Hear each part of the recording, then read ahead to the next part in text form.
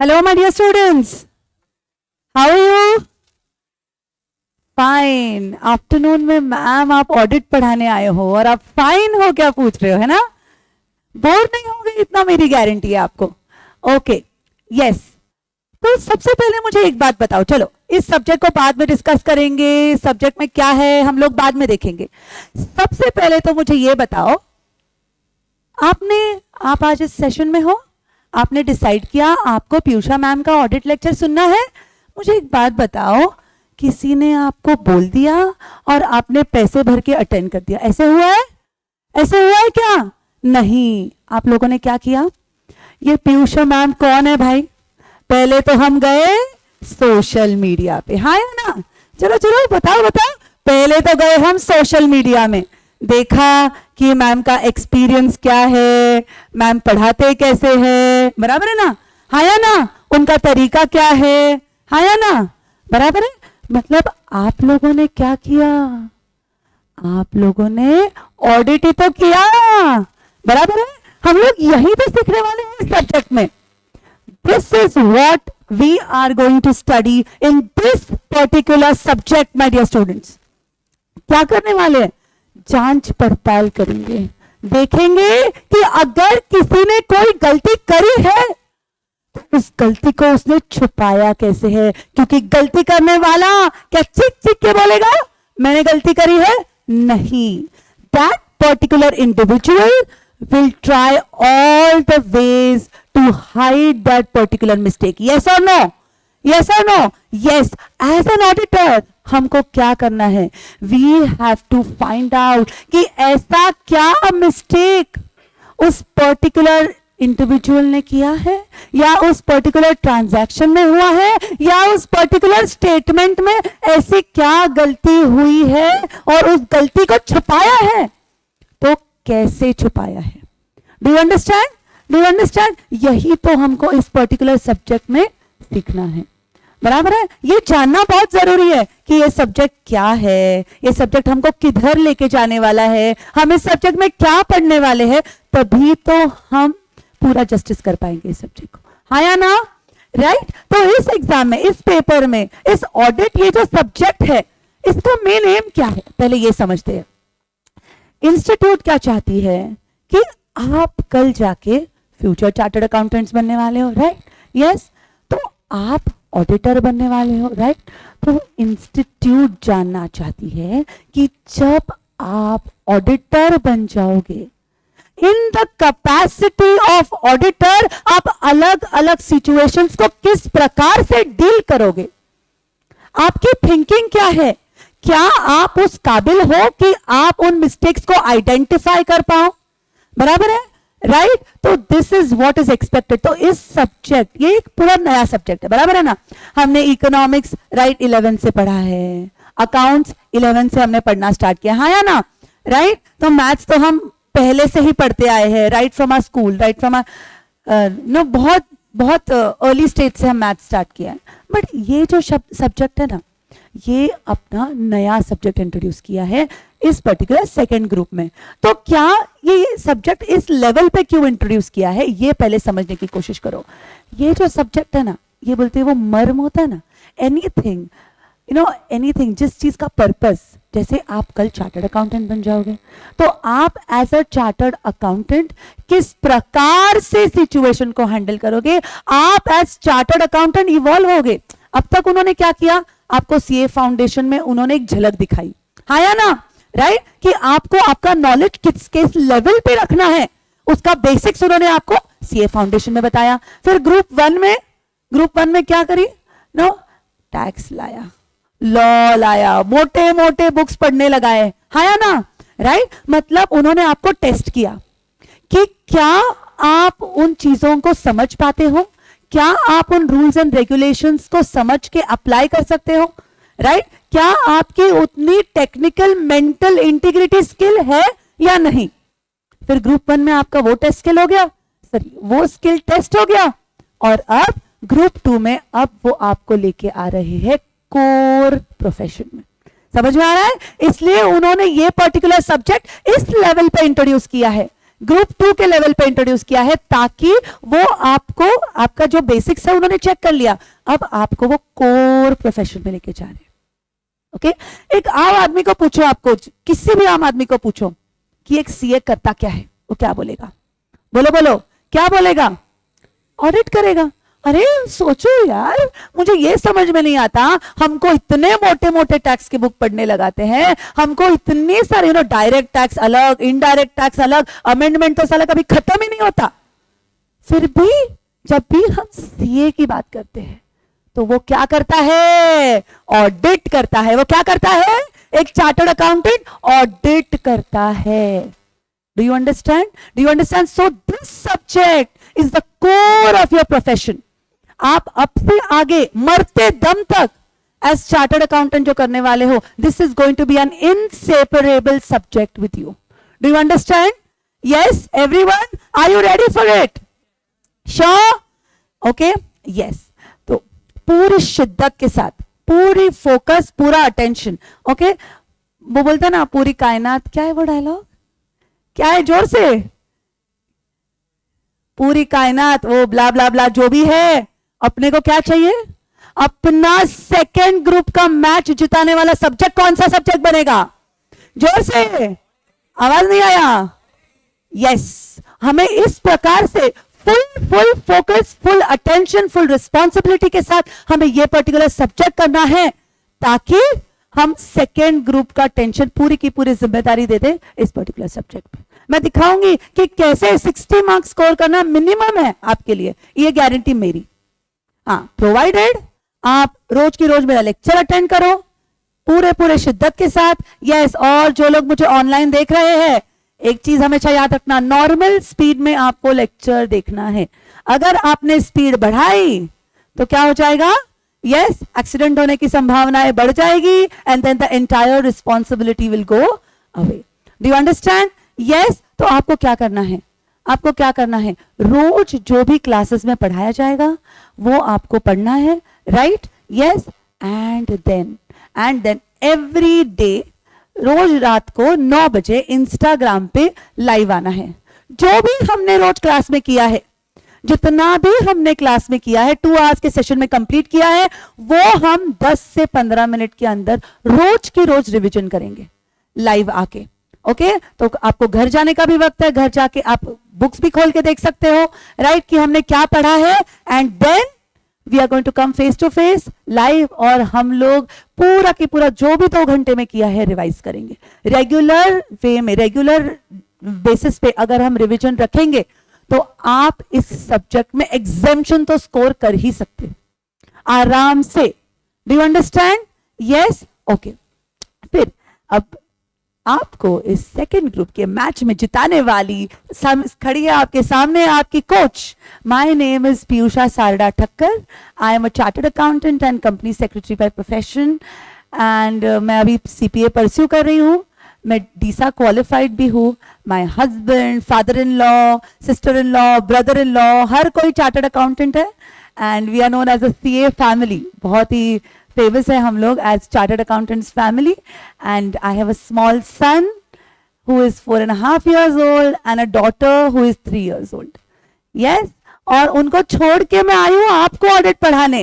Do you get it? तो हम कोई कसर नहीं छोड़ेंगे। We will leave no stone unturned in scoring marks in this particular subject. Yes, everyone, okay? Each day matter करता है, understand? हर एक दिन जरूरी होता है, क्योंकि हर एक दोस्त तो अपने साथ है ही, पर आज से हर एक दिन जरूरी होता है, क्योंकि अब आपने ये रियलाइज कर दिया है कि आप कोर प्रोफेशन में घुस चुके हो। अभी आप, your journey has begun and every day is going to matter. Understanding? Okay, yes. अब मैं आपको एक इंटरेस्टिंग सा सवाल पूछूंगी, बहुत ही इंटरेस्टिंग। जस्ट 1 मिनट, एक ही मिनट।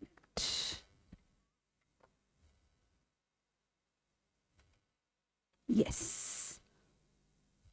ओके। अब मुझे एक बात बताओ, ऑडिटर कौन? ऑडिटर कौन? आपके सामने मैं 2 कैरेक्टर्स देख रही हूं। एक तो पुष्पा और एक तो चतुर। मैं आपको पूछती हूं कि इन दोनों में से अगर आपको एज एन ऑडिटर चुनना है तो आप किसको चुनोगे? हाँ, पुष्पा। क्यों? झुकेगा नहीं, बराबर है ना? यस, क्यों पुष्पा चुनोगे? Come on everyone, yes. Why will you not select Chatur? Yes, रट्टा मारता है, घोड़े की नाल लगा के अपना ऑडिट, अपना काम करना, ये आज की दुनिया में पॉसिबल है क्या? आज के डिजिटलाइजेशन में ये पॉसिबल है क्या? नहीं। एक auditor has to be aware of all the several things that are happening around him. समझ में आया? उसको 2 आंखें नहीं, 4 आंखें, वो चश्मे वाली 4 आंखें नहीं, बकायदा 4 आंखें रख के उसको हर चीज एनालाइज करना जरूरी है, उसको हर चीज को पेरूस करना, हर चीज को चेक करना जरूरी है।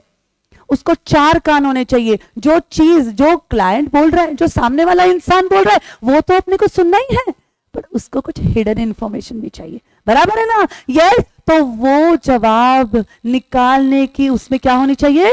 कैपेबिलिटी भी होनी चाहिए, बराबर है? सो एन ऑडिटर ऐसा कोई भी एक पेद्दू सा इंसान नहीं हो सकता। यस, कोई भी एक पेद्दू सा इंसान नहीं हो सकता। That particular person, I am sorry, that particular person needs to be what? Yes, well skilled, all aware, and उसको alert रहना है, हर सिचुएशन को हर तरीके से एनालाइज करने वाले। अपने जिंदगी में वो 4 लोग होते हैं ना, यस यस, अपने जिंदगी में वो 4 लोग होते हैं ना, वो क्या करते हैं? क्या करते हैं? हम अगर उठे तो कैसे उठे, बैठे तो क्यों बैठे, बात किए तो क्यों किए, ये बोले तो क्यों बोला, वो बोला तो क्यों बोला। यही काम तो ऑडिटर को करना है। Do you understand? यही काम तो ऑडिटर को करना है। मोबाइल को स्क्रॉल करने वाले तो मोबाइल को स्क्रॉल करते ही रह जाएंगे, नहीं? Okay, yes, do you get it? यही ऑडिटर को करना है। Auditor has to be alert in every situation, in every situation happening. Okay, yes. फिर अब जैसे कि मैंने आपको बोला कि ये सब्जेक्ट कंप्लीटली नया है।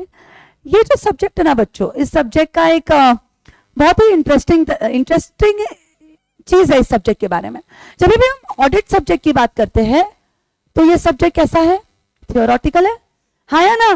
पर मैम आप ऐसे भी बोल रहे हो कि कल जाके ऑडिटर को ऑडिट करना है, मतलब प्रैक्टिकल लाइफ में उतरने के बाद हमको क्या करना है? ऑडिट करना है। मतलब it is a theoretical subject. ये सब्जेक्ट थियोरेटिकल है, बट इसका एप्लीकेशन प्रैक्टिकल लाइफ में है। समझ में आया? इसका एप्लीकेशन प्रैक्टिकल लाइफ में है। एक रेगुलर थियोरेटिकल सब्जेक्ट के जैसे हम इसको नहीं पढ़ने वाले। लंबा चौड़ा थ्योरी पढ़ लिया, फिर हर वर्ड का मतलब बता दिया, उसको मगअप कर लिया, नहीं। ओके, नहीं। अगर आप इस चैप्टर का, इस सब्जेक्ट का फर्स्ट चैप्टर ओपन किए, फर्स्ट लाइन भी ओपन किए ना, तो बड़े बड़े शब्द का बम्बार्डिंग स्टार्ट हो जाता है। Assurance, misstatements, true and fair view, बराबर है ना? See, every subject has its technical language, बराबर है? हर सब्जेक्ट के टेक्निकल कॉन्सेप्ट्स होते हैं। उन टेक्निकल कॉन्सेप्ट्स को कहा जाता है जार्गन्स। क्या कहा जाता है? जार्गन्स कहा जाता है। तो जब तक हम उस सब्जेक्ट के टेक्निकल लैंग्वेज को समझेंगे नहीं, तो क्या हमको वो सब्जेक्ट समझ में आएगा? चाहे वो first word, first letter, first sentence ही क्यों ना हो, तो हम ना इस सब्जेक्ट को एकदम डिफरेंट तरीके से पढ़ेंगे। हम पहले इस सब्जेक्ट के सारे टेक्निकल कॉन्सेप्ट्स को पढ़ेंगे, बराबर है? कुछ ऐसी चीज होती है, अंडरस्टैंड, हमको पहले ही दिन इंग्लिश की बुक थमा नहीं दी थी। हमें पहले क्या सिखाया था? अल्फाबेट सिखाया था। And then we began with the subject. In the same way we are going to first understand. वो कल के सेशन में सारे टेक्निकल कॉन्सेप्ट्स, आपको जो पीडीएफ दिया गया है वो कल के सेशन में काम आएगा। Do you understand? ये सारे टेक्निकल कॉन्सेप्ट्स हम लोग पहले पढ़ लेंगे ताकि हमारा माइंड तैयार है। We are ready to grasp this particular subject. समझ में आ रहा है? Yes everyone. तो सबसे पहले तो हम इसके टेक्निकल कॉन्सेप्ट्स पढ़ लेंगे, ठीक है? अब जब हम अकाउंट्स की बात करते हैं बच्चों, तो मुझे बताओ अकाउंट्स में सबसे इंपॉर्टेंट क्या होता है? यस, अकाउंट्स का बेस क्या है? अकाउंटिंग स्टैंडर्ड्स, बराबर है ना? मैं उस सब्जेक्ट की बात कर रही हूं। जब हम लॉ की बात करते हैं तो उसका बेसिस क्या है बताओ? Yes, companies act, to be more specific, हाँ या ना?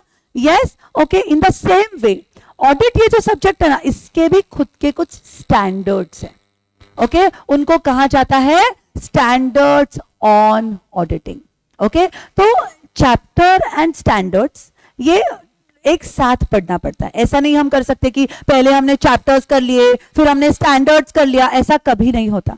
हर चैप्टर, ओके, हर चैप्टर के रिलेटेड क्या है, कुछ स्टैंडर्ड्स होते हैं। समझ में आया? ओके, तो हम लोग क्या करेंगे, हर चैप्टर करेंगे और उससे रिलेटेड जो भी स्टैंडर्ड्स है सारे के सारे स्टैंडर्ड्स पढ़ेंगे। समझ में आया? यस एवरीवन, ओके, ठीक है। फिर उस चैप्टर में कौन सा स्टैंडर्ड है वो भी मैंने उसका रेफरेंस आपको दे दिया है। अब समझो, जब इंस्टीट्यूट ने ये स्टैंडर्ड्स डिजाइन किया तो क्या उनके दिमाग में कुछ थॉट था?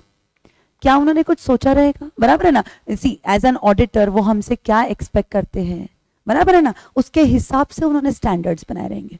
तो हर स्टैंडर्ड के पीछे होता है एक लॉजिक। क्या होता है?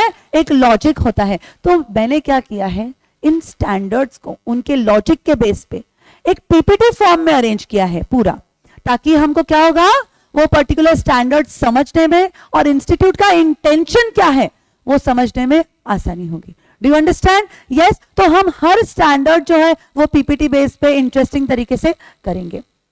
ठीक है, अब हमने तो देख लिया कि हमको डरना नहीं है, सब्जेक्ट से डरना मना है, इसलिए हम पहले टेक्निकल कॉन्सेप्ट्स करेंगे फिर हम चैप्टर्स पे आएंगे। ठीक है, अब बहुत लोग मुझे बोलते हैं कि मैम आप चार्ट्स नहीं देंगे। अरे मुझे एक बात बताओ, ये थियोरेटिकल सब्जेक्ट है, ओके? एग्जाम में चार्ट्स लिखा तो क्या मार्क्स मिलने वाले हैं? हाँ या ना? आपको थियोरेटिकल वे, डिस्क्रिप्टिव वे में लिखना बहुत ज्यादा जरूरी है। मैं मानती हूं आपको डिस्क्रिप्टिव वे में लिखने के लिए मेमोराइज करना पड़ेगा, मेमोराइज करने के लिए चार्ट्स भी जरूरी है। हाँ, मैं भी दूंगी आपको eight the end of the class, आपको पूरे चैप्टर्स की समरी मिल जाएगी। स्टैंडर्ड्स की समरी तो आपको बुक के साथ ही मिल जाएगी, बराबर है? समझ में आ रहा है? बट ये चीज समझो, थ्योरी पढ़ना बहुत ज्यादा इंपॉर्टेंट है। बहुत लोग सोचते हैं कि हमने सिर्फ चार्ट्स कर लिया, हमने सिर्फ समरी कर लिया तो हमारा काम बन जाएगा। जी नहीं, ऐसा नहीं हो सकता। You have to do what?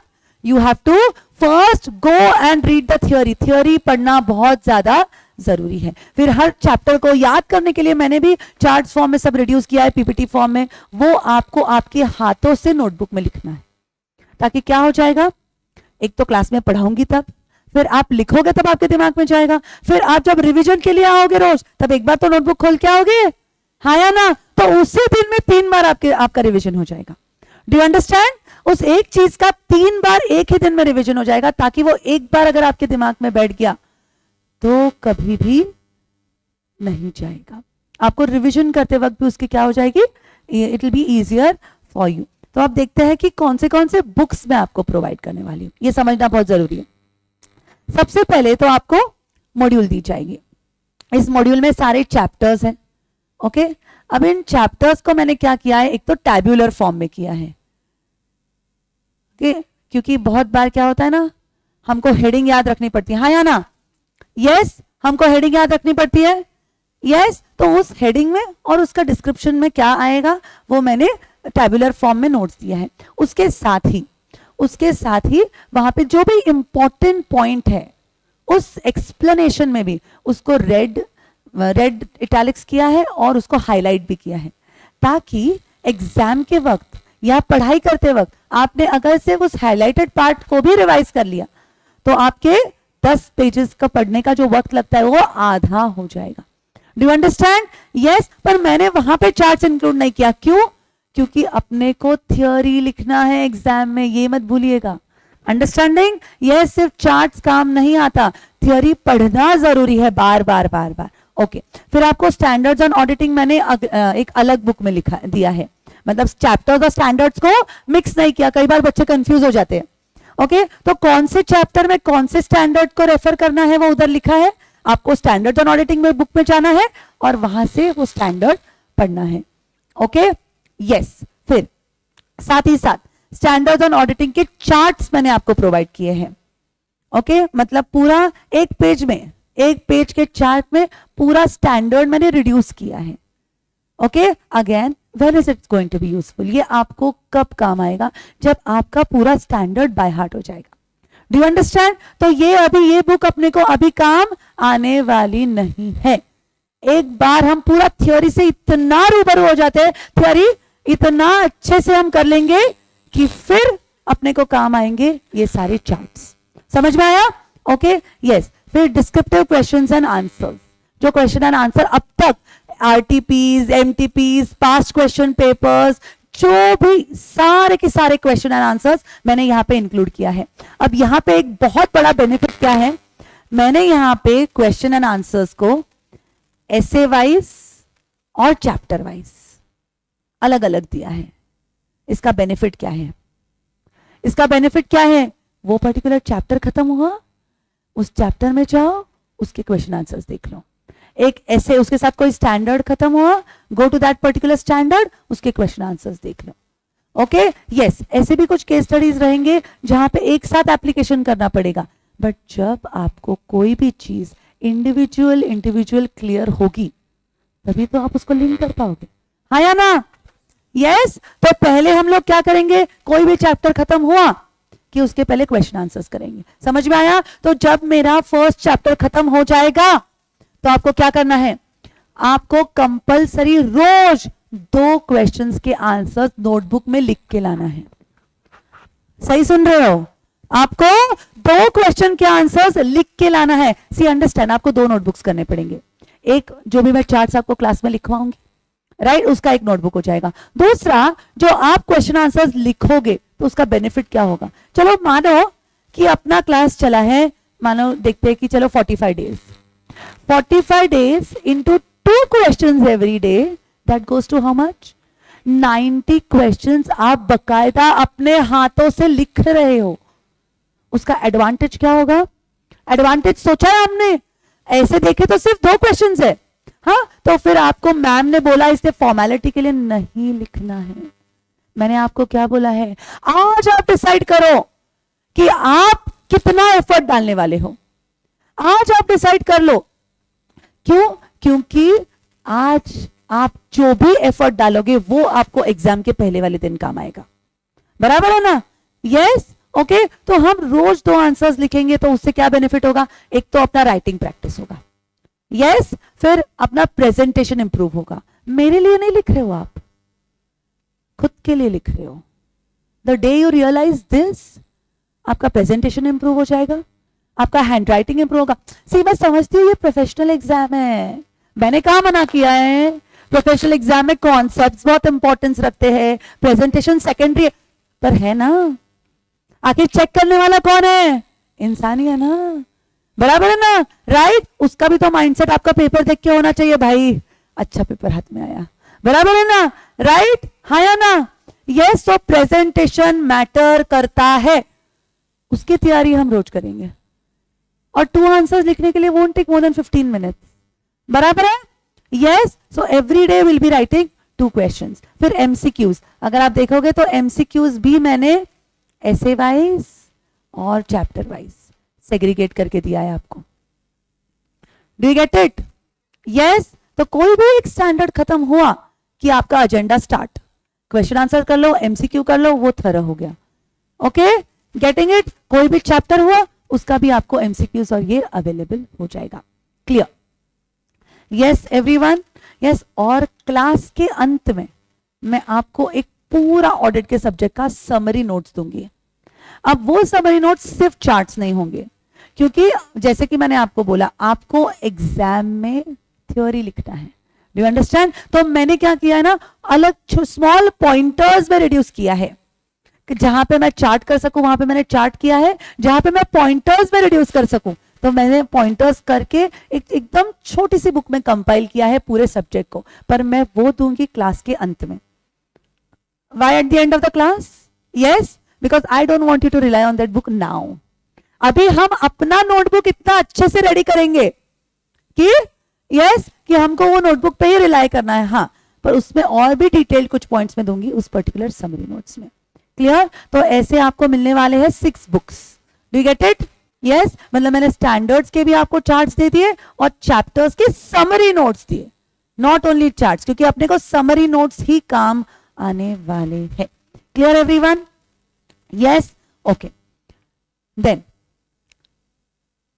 जो भी आपकी नोटबुक्स है, मैंने आपको बताया कि आपको 2 क्वेश्चंस होमवर्क के बेसिस पे लिखना है. एवरी डे आपकी नोटबुक रैंडम बेसिस पे मैं पर्सनली चेक करूंगी. आपकी नोटबुक पर्सनली मैं चेक करूंगी and I am not joking. I am not joking. जब मैं अपना 500% दे रही हूं तो आई एक्सपेक्ट यस कि आप अपना 50% तो दो. यस और रोज 2 आंसर लिखना मेरे हिसाब से 50% ही है, क्योंकि बाकी का 50% तो रिवीजन होगा ना इंस्टा पे. है ना? Yes okay. तो आपको रोज आपके रैंडम बेसिस पे क्वेश्चंस चेक होंगे. हाँ, और जो ऑनलाइन मुझे देख रहे हैं, जो ऑनलाइन लेक्चर्स अटेंड करने वाले हैं, उनके साथ ऐसा रिश्ता मैं जरूर बनाऊंगी कि भले मैं आपका फिजिकली चेक नहीं कर पाऊं, but your conscience is not going to allow to defeat this particular purpose. आपको रोज 2 क्वेश्चन आंसर लिखना ही है. लेक्चर सुनते हो तो सोते हुए लेक्चर सुनने का कोई फायदा नहीं है. बंद कर दो, बंद कर दो. टाइम भी मत वेस्ट करो.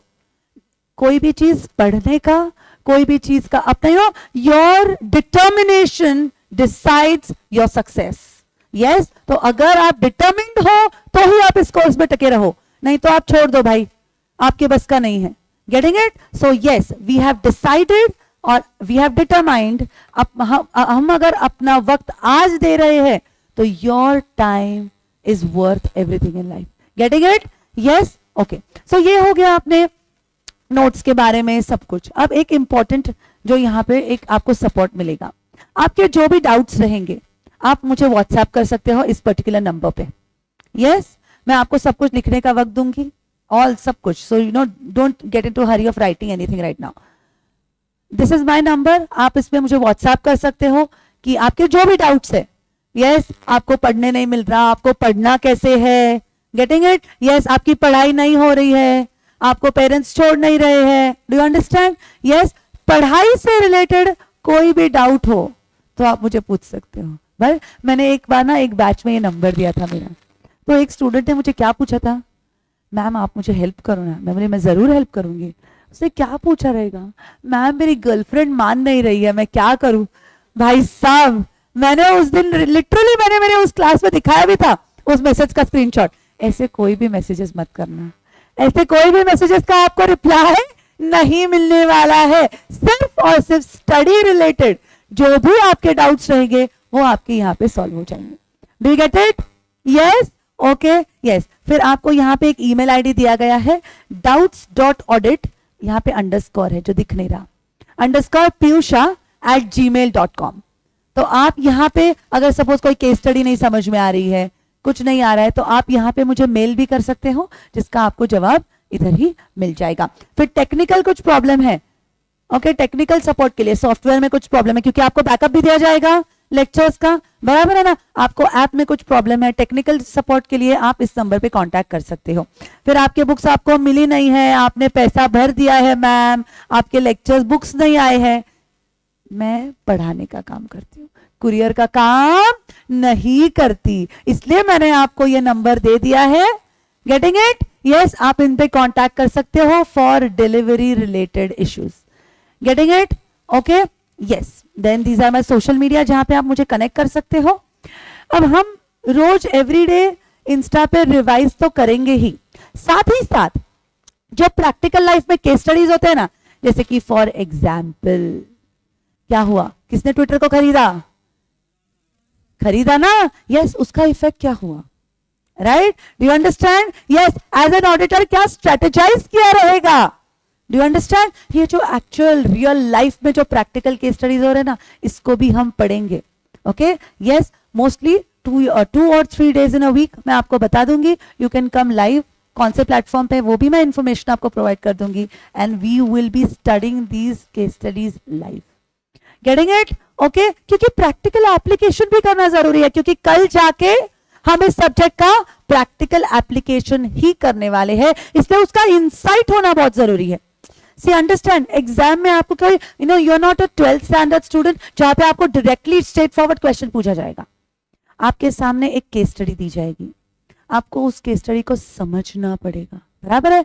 वो बिजनेस क्या करता है, उसकी स्ट्रैटेजी क्या है, सामने वाले ने क्या एक्शन लिया है, उसके रिपरकशंस क्या होंगे, हाँ या ना, बराबर है। उसके हिसाब से आपको आपका प्लान बनाना है, राइट। तो इसी प्रकार के क्वेश्चंस आपको एग्जाम में पूछे जाएंगे, हाँ या ना, यस। तो ऐसे प्रैक्टिकल लाइफ के स्टडीज भी हम लोग करेंगे, यस। मेरा तो टारगेट है कि मैं एटलीस्ट 2-3 केस स्टडीज तो आपको मिनिमम हर हफ्ते में कराऊं। Getting it? Okay, yes. So this is all about how and where we are going to study. अब हम चलते हैं आगे पेपर पैटर्न की तरफ, हम चलते हैं आगे पेपर पैटर्न की तरफ। तो अब यहां पे आप देखो कि मैम ने लिखा है डिवीजन ए, ऐसा क्यों? ओके, तो आपका क्वेश्चन पेपर एक्चुअली 2 पार्ट्स में डिवाइडेड है, तो आपको अगर जो आंसर करना है वो भी 2 पार्ट्स में करना है। समझ लो, समझ लो, आपको आंसर करते वक्त भी डिवीजन ए और डिवीजन बी को अलग से आंसर करना है। ओके, अब डिवीजन ए में क्या है, अगर आप देखोगे तो यहां पे 20 क्वेश्चंस है एमसीक्यू पैटर्न में, 1 मार्क ईच, 1 मार्क के 20 एमसीक्यूज और 2 मार्क के 5 MCQs. Do you get it? Yes, 1 mark के 20 एमसीक्यूज और 2 मार्क के 5 एमसीक्यूज, मतलब बन गए आपके कितने मार्क्स? भाई ये तो लॉटरी लग गई, 40 मार्क का पासिंग है, 30 मार्क का एमसीक्यू है, हाँ या ना? ज्यादा खुश मत हो, सबसे धोखेबाज कौन है? एमसीक्यूज, सबसे धोखेबाज, बराबर है ना? यस, लगता है सारे आंसर्स करेक्ट है, बराबर है ना? Yes. So here comes the strategy, यहां पे आपके कॉन्सेप्ट क्लैरिटी और प्रैक्टिकल एप्लीकेशन जो हम करेंगे वो यहां पे आपको काम आएगा। Do you get it? Yes, यहां पे आपको काम आने वाला है ये 30 मार्क्स। अगर आप अच्छे से सिक्योर कर पाओ तो फिर आपका ये पेपर, यस, नैया पार तो फिक्स है। But very very very important, यहां पे प्रैक्टिस बहुत मैटर करता है। यस, यहां पे प्रैक्टिस बहुत मैटर करता है। तो अगर आप लोग रेडी रहोगे तो हम लोग कर सकते हैं, एक चैप्टर खत्म हुआ तो हम लोग क्या करेंगे, everyday 10 MCQs. If you are ready तो हम लोग क्या करेंगे, you can come on YouTube everyday in the morning, हम लोग कर सकते हैं। यस, ओके, रोज 10 एमसीक्यूज, एक बार एक फर्स्ट चैप्टर खत्म होने देते हैं एंड देन एवरीडे 10 एमसीक्यूज हम लोग करेंगे। यस और नो? यस, करेंगे। यस, तो क्या हो जाएगा, उससे आपका प्रैक्टिस बढ़ जाएगा। और क्या होता है ना, what happens is you tend on revising. आपके दिमाग में जब से, फॉर एग्जांपल अगर मैं आपको ट्विटर बोलती हूं तो मैंने आपको सिर्फ ट्विटर बोला तो आपका दिमाग तुरंत it relates to all the recent things that is happening. Yes और नो? तो जब हम कोई एमसीक्यू उसका रिवाइज करेंगे, जब हम कोई एमसीक्यू पे डिस्कशन करेंगे, उनके ऑल्टरनेटिव्स पे डिस्कशन करेंगे, तो उसका बेनिफिट क्या होगा, उसका बेनिफिट क्या होगा, उससे रिलेटेड जो भी कॉन्सेप्ट है, फिर आपको अगर कोई कॉन्सेप्ट नहीं आता रहा और गलती से आपके दोस्त को वो कॉन्सेप्ट आ गया तो भाई जो मिर्ची लगती है फिर तो पूरा चैप्टर रिवाइज होता है, हाँ या ना?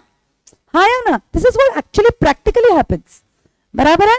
ओके, तो इन सब चीजों का बेनिफिट लेंगे हम लोग और ये पर्टिकुलर सब्जेक्ट को पार करेंगे। तो यहां पे जैसे कि मैंने आपको बोला 30 मार्क्स के एमसीक्यूज पूछे जाते हैं, ठीक है? कोई कॉमेंट्स? ओके, ठीक है। अब आगे अब डिवीजन बी की तरफ चलते हैं। Division B which is of 70 marks. Okay, focus कीजिए। डिवीजन बी में अगर आप देखते हो तो यहां पे question number 1 is compulsory, correct incorrect. Correct incorrect मतलब ट्रू एंड फॉल्स, बराबर है ना? करेक्ट है या इनकरेक्ट है वो हमको लिखना है। तो बहुत लोग क्या करते हैं, अब तक हमें ट्रू एंड फॉल्स की आदत होती है। तो मेरे एक स्टूडेंट ने सारे आंसर्स करेक्ट लिखे, मतलब जवाब सही थे, बट उसने करेक्ट इनकरेक्ट की जगह पे ट्रू एंड फॉल्स लिखा। Do you understand? तो पूरे के पूरे 0 मार्क्स मिल गए उसको। Do you understand? यस, क्योंकि आपको क्वेश्चन यहां पे क्या पूछा गया है, is this particular statement correct और इनकरेक्ट? Okay, yes. यहां पे अगर आप देखोगे तो 2 मार्क्स ईच, आपको 8 क्वेश्चंस पूछे जाएंगे, उसमें से आपको 7 क्वेश्चंस का आंसर करना है, 2 मार्क एक क्वेश्चन पे लिए। तो क्या सिर्फ करेक्ट या इनकरेक्ट लिखने के 2 मार्क इंस्टीट्यूट देगी क्या? तो यहां पे ऑब्वियस क्या है, रीजंस। रीजंस बहुत इंपॉर्टेंट है। बहुत बच्चे बोलते हैं कि मैम इधर तो करेक्ट इनकरेक्ट ही बोला है, हम क्यों रीजन लिख के आए? बराबर है, यस, बट यहाँ पे यू नीड टू अंडरस्टैंड कि आपको सिर्फ करेक्ट इनकरेक्ट लिखने के 2 मार्क इंस्टीट्यूट कभी नहीं बांटेंगे। So your reason is expected. फिर अगर आप आगे देखोगे तो 2 to 6 out of these 5 questions आपको 4 क्वेश्चन सॉल्व करने हैं। ओके, यस, मैं बहुत मजेदार बात बोलने वाली हूं, बहुत ध्यान से देखना। 5 क्वेश्चन में से आपको 4 क्वेश्चन सॉल्व करना है बच्चों। और अगर आप मार्किंग्स देखो, 4 mark 3 mark, 4 mark 3 mark, 4 mark 3 mark, मतलब what is the maximum amount, what is the maximum marking for 1 question? मतलब अगर आपको कोई क्वेश्चन नहीं आया तो रिस्क कितना है? आउट ऑफ 100 मार्क्स, रादर 120, क्योंकि आपको यहाँ पे ऑप्शन दिया जाएगा, हाँ या ना? बराबर है, यस। मतलब जो भी आपको, जो भी सीए रिश्तेदार है, बराबर है ना, चचेरे भाई और वो मामा का बेटा, आपके सीनियर्स जिन्होंने आपको डरा के रखा है कि भाई ऑडिट भयंकर है। होता है ना, बहुत लोग मुझे ना, बहुत बच्चे बोलते हैं कि हमारा तो दिमाग में परसेप्शन है कि भाई ऑडिट तो बहुत भयंकर है। ऑडिट भयंकर नहीं है। अगर आप इसको अच्छे से पढ़ते हो तो इसमें एग्जाम्शन आराम से आपको मिल जाएगा। और इस नए पैटर्न में, ये जो नया पैटर्न एमसीक्यू वाला आया है, यहाँ पे तो अपने स्कोरिंग का लेवल क्या हो गया है? पॉसिबिलिटी बढ़ गया है। Do you understand? यस। तो एक चीज आप समझ लो कि आपका जो भी माइंडसेट है उसको क्लियर रखो। Audit is not a complicated subject unless and until आप इसको प्रैक्टिस करो। अगर आप इसको राइटिंग प्रैक्टिस करते हो और रेगुलर एमसीक्यूज करते हो तो इसके जितना इजी कोई सब्जेक्ट नहीं है। समझ में आया? Yes, okay. तो यहां पे अगर आप देखोगे तो ये सारे के सारे questions case study based questions होते हैं या डायरेक्ट क्वेश्चंस आपको पूछे जाते हैं। Do you understand? इस प्रकार से आपको डिस्क्रिप्टिव आंसर यहां पे लिखना है। तो जस्ट इमेजिन बच्चों,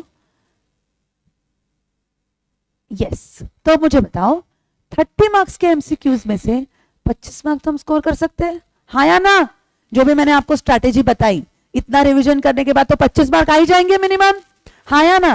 ठीक है। अब इस 14 मार्क के करेक्ट इनकरेक्ट में से 10 मार्क आ जाएंगे क्या? ओके, तो पहले 2 क्वेश्चन में हो गए अपने 35 मार्क्स। ठीक है,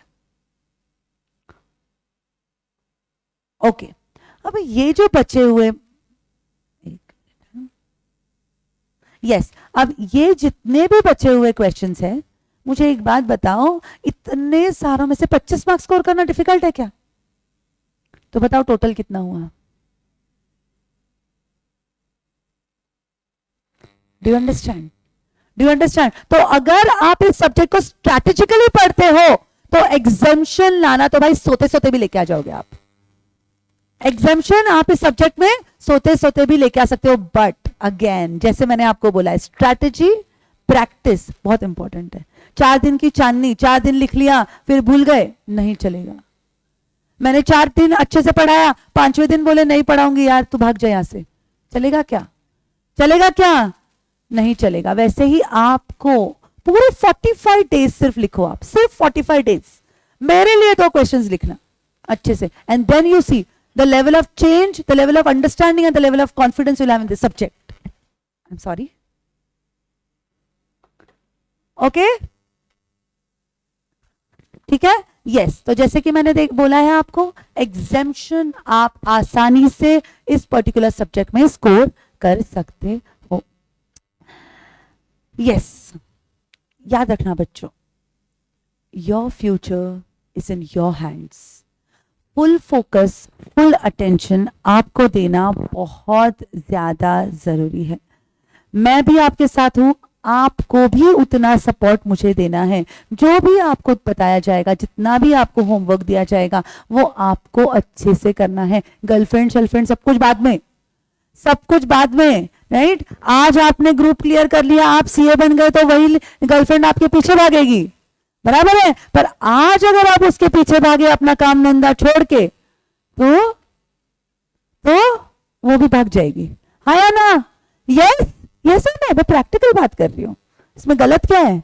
यस, सबको अपना सेल्फ अवेयरनेस होना जरूरी है, हाँ या ना? राइट? यस। तो सब कुछ टेबल के नीचे मोबाइल स्क्रॉल करना नहीं है। तो स्क्रॉल करते हुए ही मार्क्स आएंगे। See you are doing injustice to yourself, not to me, क्योंकि मैं तो होने नहीं दूंगी आप पे इनजस्टिस। मुझे इतनी गारंटी है, मैंने सब्जेक्ट अगर हाथ में लिया है तो मैं आपको थरा बनाकर ही छोड़ूंगी उस सब्जेक्ट में, बट उसमें आपको भी मुझे सपोर्ट करना बहुत ज्यादा जरूरी है। अब कुछ बच्चे मुझे पूछते हैं कि मैम हम ऑडिट का पेपर ओन लैंग्वेज में लिख सकते हैं क्या? ये ओन लैंग्वेज क्या होता है? ओन लैंग्वेज क्या होता है?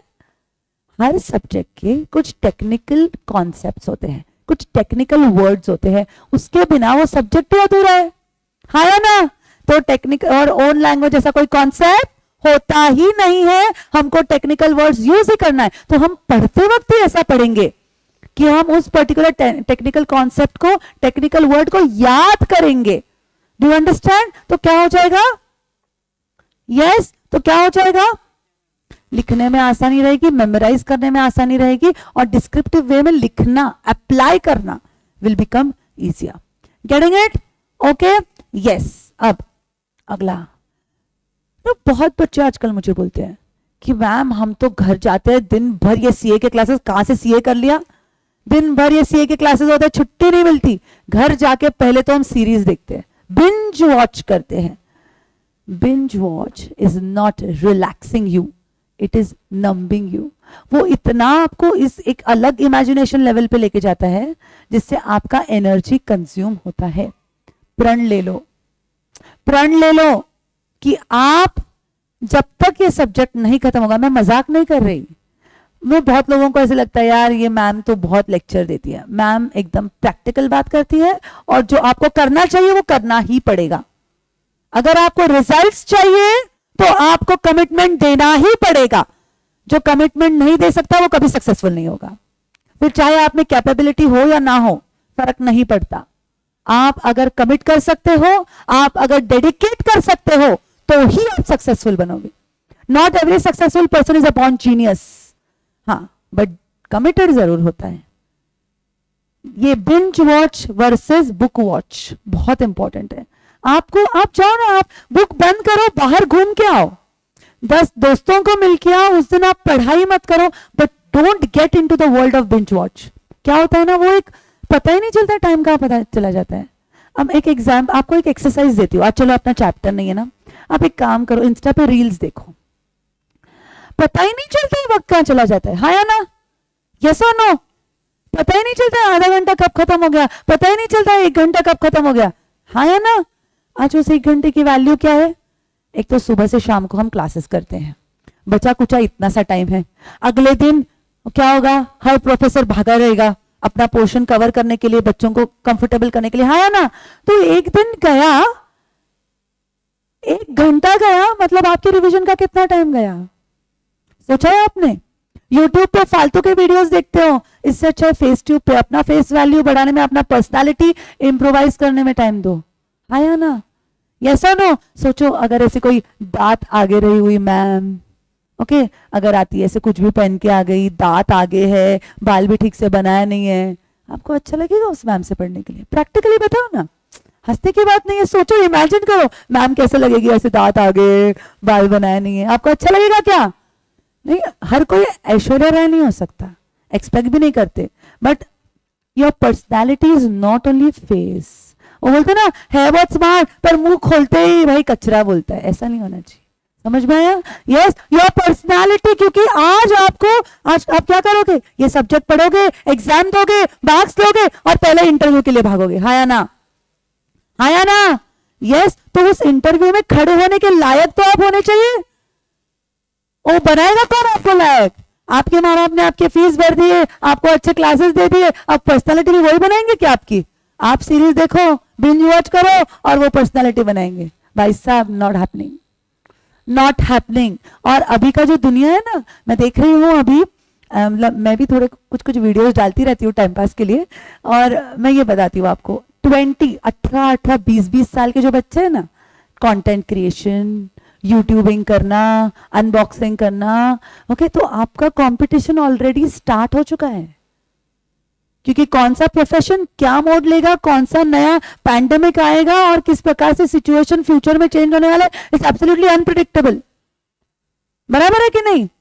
यस, यस और नो। तो इसमें आपको 10-15 लोगों के सामने खड़े होके you should be able to deliver yourself properly.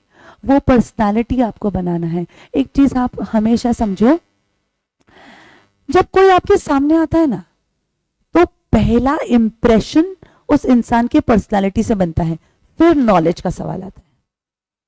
वो जब बात होगी तब नॉलेज कितना है पता चलेगा, हाँ या ना?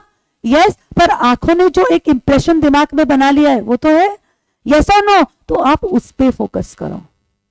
There are a lot of things, lot of good things this social media is offering you.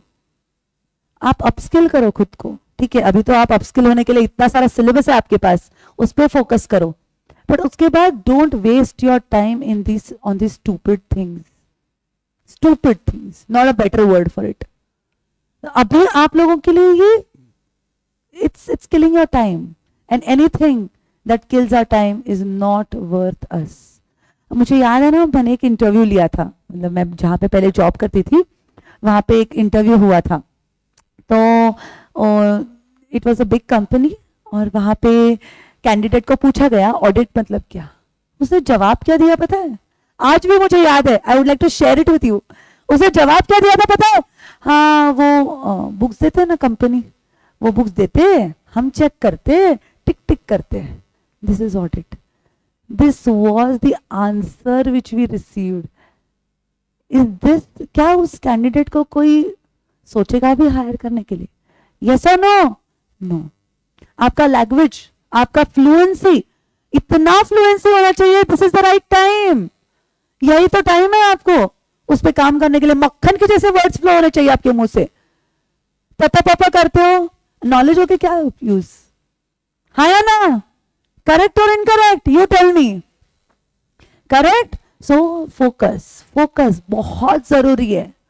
Focus is everything. आप टैलेंटेड नहीं हो ना, मेहनत करो, मेहनत करो, उसमें कोई प्रॉब्लम नहीं है, बट आपका फोकस नहीं जाना चाहिए। मेरे क्लास में तो नहीं जाना चाहिए, मैम फिर छोड़ती नहीं है, मैम खतरनाक है फिर बोलने में। यस, फोकस नहीं जाना चाहिए। Getting it? Okay, yes. If you dream high, only then you can fly high. आज हम एक डिसाइड कर लेते हैं, सबके पास नोटबुक्स है? एक काम करते हैं, अपने नोटबुक के फर्स्ट पेज पे इंडेक्स है, वहां पे लिख दो आपको ऑडिट में कितने मार्क्स चाहिए। लिख दो। हर बार जब भी आप आपके नोटबुक का, मैम नोटबुक ही नहीं लाए, है ना? आपका कॉमन नोटबुक का कॉन्सेप्ट चल रहा है, हाँ या ना? नो प्रॉब्लम, जो भी नोटबुक रहेगी उसके इंडेक्स पे लिख दो आपको कितने मार्क्स चाहिए। हर बार आप जब भी ऑडिट का नोटबुक ओपन करोगे, सबसे पहले उस मार्क्स को देखना। तो क्या होगा? यू विल रियलाइज कि आप क्या चाहते हो और आप क्या कर रहे हो। एक रियलिटी चेक आ जाएगा उधर, हाँ या ना? यस। चलो लिख लो, आई एम नॉट वॉचिंग। बड़े सारे अक्षरों में लिख दो, छुट्टू का कोई कॉर्नर में। अपने सपने छोटे नहीं है, कोई कॉर्नर में बैठ जाए, बराबर है ना? सपने बड़े बड़े बड़े अक्षरों में लिखो। अपने को कितना, हम कितना एक्सपेक्ट करते हैं, कोई नहीं देखने वाला है। आपके मार्क्स आपके हैं, nobody is going to see, but this you have to check for yourself. हर बार आप ऑडिट का नोटबुक ओपन करोगे तो सबसे पहले कहां जाओगे? इस पेज पे। देखो मुझे क्या चाहिए, मैं क्या कर रहा हूं, मैं क्या कर रही हूं, उसका एक रियलिटी चेक हो जाएगा, हाँ या ना? यस, ओके, ठीक है। तो अब चलते हैं हम अपने सब्जेक्ट की तरफ। एक चार्टर्ड अकाउंटेंट, जैसे कि आपने मुझे बोला कि किसी भी एक आम आदमी को अगर आप पूछते हो ये एक चार्टर्ड अकाउंटेंट करता क्या है, तो जवाब क्या आता है? ऑडिट करता है। क्या करता है? ऑडिट करता है। टैक्सेस की जो हम बुक पढ़ते हैं, लॉज की हम जो बुक पढ़ते हैं, फिर वो पढ़ना क्यों जरूरी है? उन मोटे मोटे रूल्स एंड रेगुलेशंस को पढ़ना जरूरी है क्योंकि वो एक पड़ाव है। एक चार्टर्ड अकाउंटेंट, एक ऑडिटर से दुनिया क्या एक्सपेक्ट करती है ये समझो। एक auditor is expected to be an expert in what? Accounting and auditing. An auditor is expected to be an expert in accounting and auditing. Taxes, laws, ये पड़ाव है अपने बुक्स बनाने में, अपने अकाउंटिंग करने में। Do you understand? यस, तो एक चार्टर्ड अकाउंटेंट की पूरी दुनिया क्या होता है? अकाउंटिंग और ऑडिटिंग होता है. Do you get it everyone? Yes, accounting और ऑडिटिंग एक पूरा, the entire world of an auditor revolves around accounts and audit. Clear? Yes, okay. अब मुझे एक बात बताओ, जब हम ऑडिट की बात करते हैं, जब हम अकाउंट्स की बात करते हैं, तो एक ऑडिटर को क्या एक्सपेक्टेड है? कि वो अकाउंट्स में एक्सपर्ट है. मतलब क्या? मतलब क्या अकाउंट्स में एक्सपर्ट होना? मतलब क्या? बहुत सिंपल सा सवाल है. मतलब क्या? रिपीट.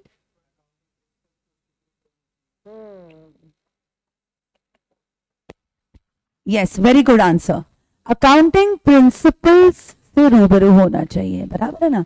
मतलब एन ऑडिटर इज एक्सपेक्टेड कि जो भी अकाउंट्स का बेस है, चाहे वो अकाउंटिंग स्टैंडर्ड्स हो, अकाउंटिंग प्रिंसिपल्स हो, इससे वो क्या होना चाहिए?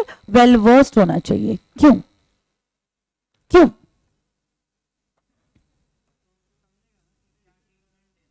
क्योंकि उसी के बेसिस पे अकाउंट्स बनता है और उस अकाउंट्स को चेक करने वाला है ऑडिटर. जब उसको पता ही नहीं है सही क्या होना चाहिए, गलत क्या है, तो वो क्या चेक करेगा? हाँ या ना? यस, ओके, ठीक है. अब मुझे एक बात बताओ, ये हो गया, मतलब हमको बढ़ते दम तक एज अ चार्टर्ड अकाउंटेंट हमको ऑडिट करना है. ठीक है. तो क्या हमको ऐसे ही मैदानी जंग में उतारा जाएगा? नहीं. You will be given an apt experience in the form of articleship. आपका जो आर्टिकलशिप है वो बहुत ज्यादा इंपॉर्टेंट है, वेरी इंपॉर्टेंट. लोग डमी आर्टिकलशिप करते हैं. भाई, आप खुद की कुर्बानी दे रहे हो.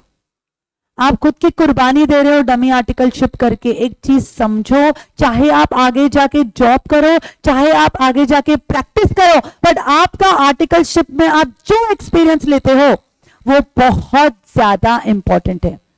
आपने आर्टिकलशिप में क्या पढ़ा है, आपने किसके पास आर्टिकलशिप करी है, आपने कौन से क्लाइंट्स को हैंडल किया है, ये सब कुछ बहुत इंपॉर्टेंट है. अब तो अभी तो रिसेंट में इंस्टीट्यूट ने स्टाइपेंड भी बढ़ाया है आर्टिकल्स का. Do you understand? यस, तो आपका आर्टिकलशिप बहुत इंपॉर्टेंट है. बहुत लोग बोलते हैं कि मैम बिग फोर में तो सिर्फ एक ही प्रकार का काम मिलता है, ग्राउंड एक्सपीरियंस नहीं मिलता, ग्राउंड लेवल का वर्क करने को नहीं मिलता. ओके, आप डिसाइड करो कि आपको फ्यूचर में क्या करना है. अगर आपको आगे जाके जॉब करना है तो इट इज मोस्ट एडवाइजेबल कि आप बिग फोर या टॉप 20 फर्म्स में ही ऑडिट आर्टिकलशिप करो. चाहे वो आपका खून चूस ले, चाहे आपको रात को वहीं सोना पड़े. अगर मैंने क्या बोला? शिद्दत, कमिटमेंट. आज अगर आप अच्छे फर्म से आर्टिकलशिप करोगे तो आपको जो एक्सपीरियंस मिलेगा, आपके सीवी को जो टैग मिलेगा, जो वैल्यू बढ़ेगी उसकी, उसी से आपको आगे आपका जॉब किस लेवल पे होगा, आपका पैकेज क्या होगा, वो डिसाइड होता है. आज ऐसे भी सीएस है जो 5 लाख का पैकेज है और ऐसे भी सीएस है जो 50 लाख का पैकेज लेते हैं. उनमें डिफरेंस क्या है? This is the difference. This is the difference. Their experience is the difference. Articleship वहां से, क्योंकि आर्टिकलशिप ट्रेन्स योर माइंड. आपको कैसे सोचना है. See understand, you are an article there. एक चीज समझो, माइंडसेट समझो. You are an article there. आपके ऊपर बॉस है, बॉस के ऊपर बॉस है, बॉस के ऊपर बॉस है. कोई टेंशन नहीं, गलती हुआ तो आया ना, बराबर है ना. तो वहां पे हम क्या करते हैं? वहां पे हम क्या करते हैं? हमें जितना जितना जैसे आता है वैसे हम लोग काम करते हैं. तो अपने इमेजिनेशन को वहां पे स्कोप मिलता है. हाँ या ना? Yes, okay. फिर वो स्क्रूटिनाइज होता है, फिर वहां पे अपने को पता चलता है सही क्या है, गलत क्या है. इससे बड़ा लर्निंग आप सीए बनने के बाद कोई देगा क्या? सीए बनने के बाद आपसे गलती हो गई ना, तो क्लाइंट बंदूक लेके नहीं आए तो नसीब समझो. बराबर है कि नहीं? हाँ या ना? राइट. कल जाके अगर आपको प्रैक्टिस करना है तो आप टॉप 20 फर्म्स में करो. सबसे पहले वहां पे ट्राई करो, टॉप फर्म्स में ट्राई करो आर्टिकलशिप करने का. तो वहां पे क्या हो जाएगा? यू विल आल्सो नो कि फर्म्स कैसे फंक्शन करते हैं. बराबर है ना? यस. तो वहां पे आपको ग्राउंड लेवल का काम करने को भी मिलेगा. फिर ऐसा तो नहीं है कि कोई आके थाली में परोसने वाला है, ऐसा नहीं है. अगर आपका क्या वैल्यू एडिशन है उस फर्म पे, वो डिसाइड करेगा कि आपको आगे कितना स्कोप मिलने वाला है. Do you understand? तो भाई आर्टिकलशिप दोस्त बहुत इंपॉर्टेंट है. आर्टिकलशिप बहुत सोच समझ के चुनना, डमी आर्टिकलशिप भाई गलती से भी मत करना। अगर आपको डमी आर्टिकलशिप ही करना है तो फिर आप सीए क्यों बन रहे हो? अगर आप टीचिंग प्रोफेशन में भी आते हो, अगर आपको मेरी जगह भी खड़ा रहना है तो आपको एग्जाम्पल, जैसे कि मैंने आपको बोला प्रैक्टिकल केस स्टडीज देना है, अरे तो वो तो बोलने के लिए कुछ चाहिए। आजकल पोपट पंची करने वाले के पास कौन आएगा? बोलो कौन आएगा? कोई भी नहीं आएगा। Do you understand? यस। तो आपका आर्टिकलशिप आपके लिए बहुत ज्यादा इंपॉर्टेंट है, ठीक है। अब जब मैं आर्टिकलशिप की बात करती हूँ बच्चों, तो वहां पे सेक्शन 144 आता है। पता है किसी को सेक्शन 144 क्या है? Law, companies act, section 144। Yes? No? Section 141 है वो। नो? नो? यस यस, यूनियर प्रोहिबिटेड सर्विसेज, है ना? Prohibited services. प्रोहिबिटेड सर्विसेज में सबसे पहला क्या लिखा है?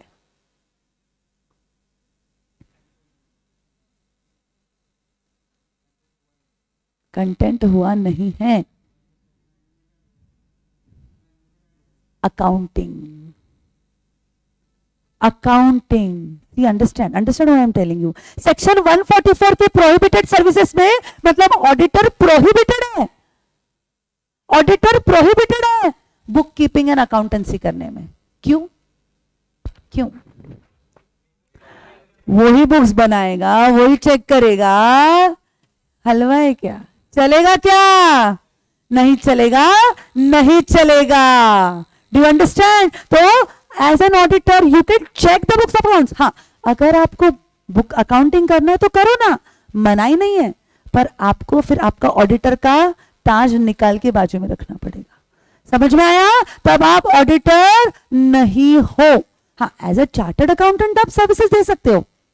Do you understand? Do you understand? पर आप उस कंपनी का ऑडिटर नहीं बन सकते। Clear? Okay. Yes, Rishabh has also given a right answer, invalid services. Okay, तो अब से इस सब्जेक्ट से आज से हमने अपनी कौन सी जर्नी स्टार्ट कर दी है? यस, ऑडिट की जर्नी स्टार्ट कर दी है। आप और मैं आज से क्या है? ऑडिट टीम है। हर कॉन्सेप्ट, हर चीज को हम ऑडिटर के नजरिए से देखेंगे।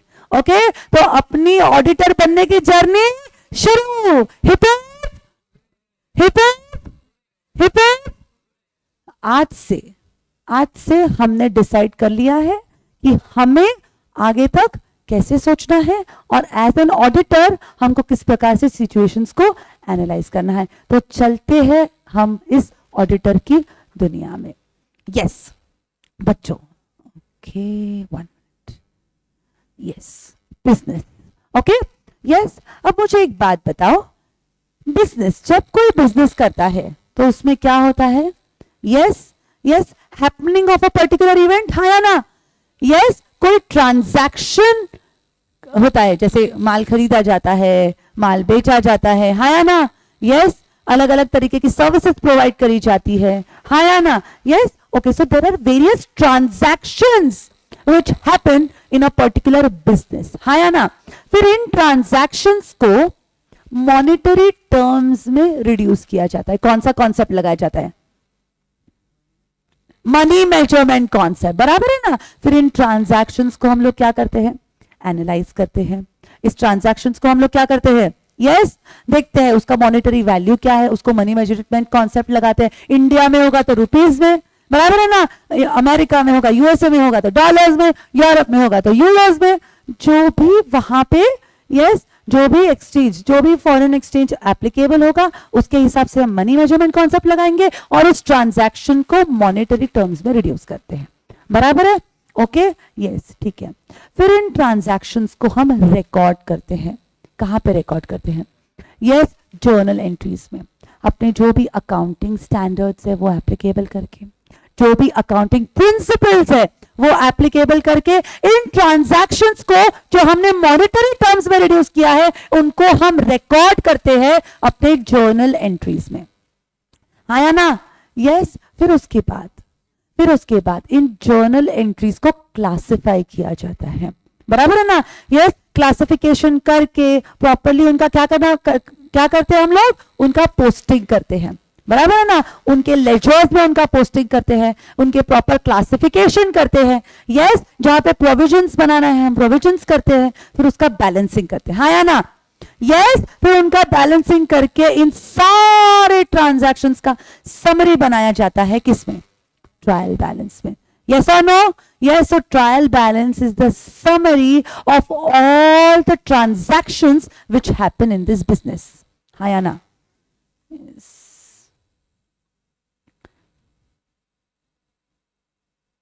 एक मिनट, यस, इस बिजनेस में जो भी ट्रांजैक्शंस होगा उसका समरी हमें अवेलेबल है ट्रायल बैलेंस में, ठीक है। फिर ट्रायल बैलेंस से बनता है फाइनेंशियल स्टेटमेंट्स। ये फाइनेंशियल स्टेटमेंट्स में क्या क्या आता है, कम ऑन क्विकली, हाँ, yes, trading and profit and loss account, balance sheet, cash flow statement और statement of changes in equity और एक्सप्लेनेटरी नोट्स, बराबर है, यस, इन सारी चीजों को कहा जाता है फाइनेंशियल स्टेटमेंट्स। अब फाइनेंशियल स्टेटमेंट्स बनाना क्यों जरूरी है, ये मुझे कौन बताएगा, एक बार, one time, yes, financial position को समझने के लिए, ठीक है, और सिर्फ फाइनेंशियल पोजीशन को समझने के लिए, फाइनेंशियल परफॉर्मेंस, ओके, ये तो बिजनेस वाला देखेगा ना, मेरा बिजनेस है तो मेरे बिजनेस का क्या परफॉर्मेंस है मैंने फाइनेंशियल स्टेटमेंट्स में देखा, तो क्या फाइनेंशियल स्टेटमेंट सिर्फ मुझे हेल्पफुल है, यस,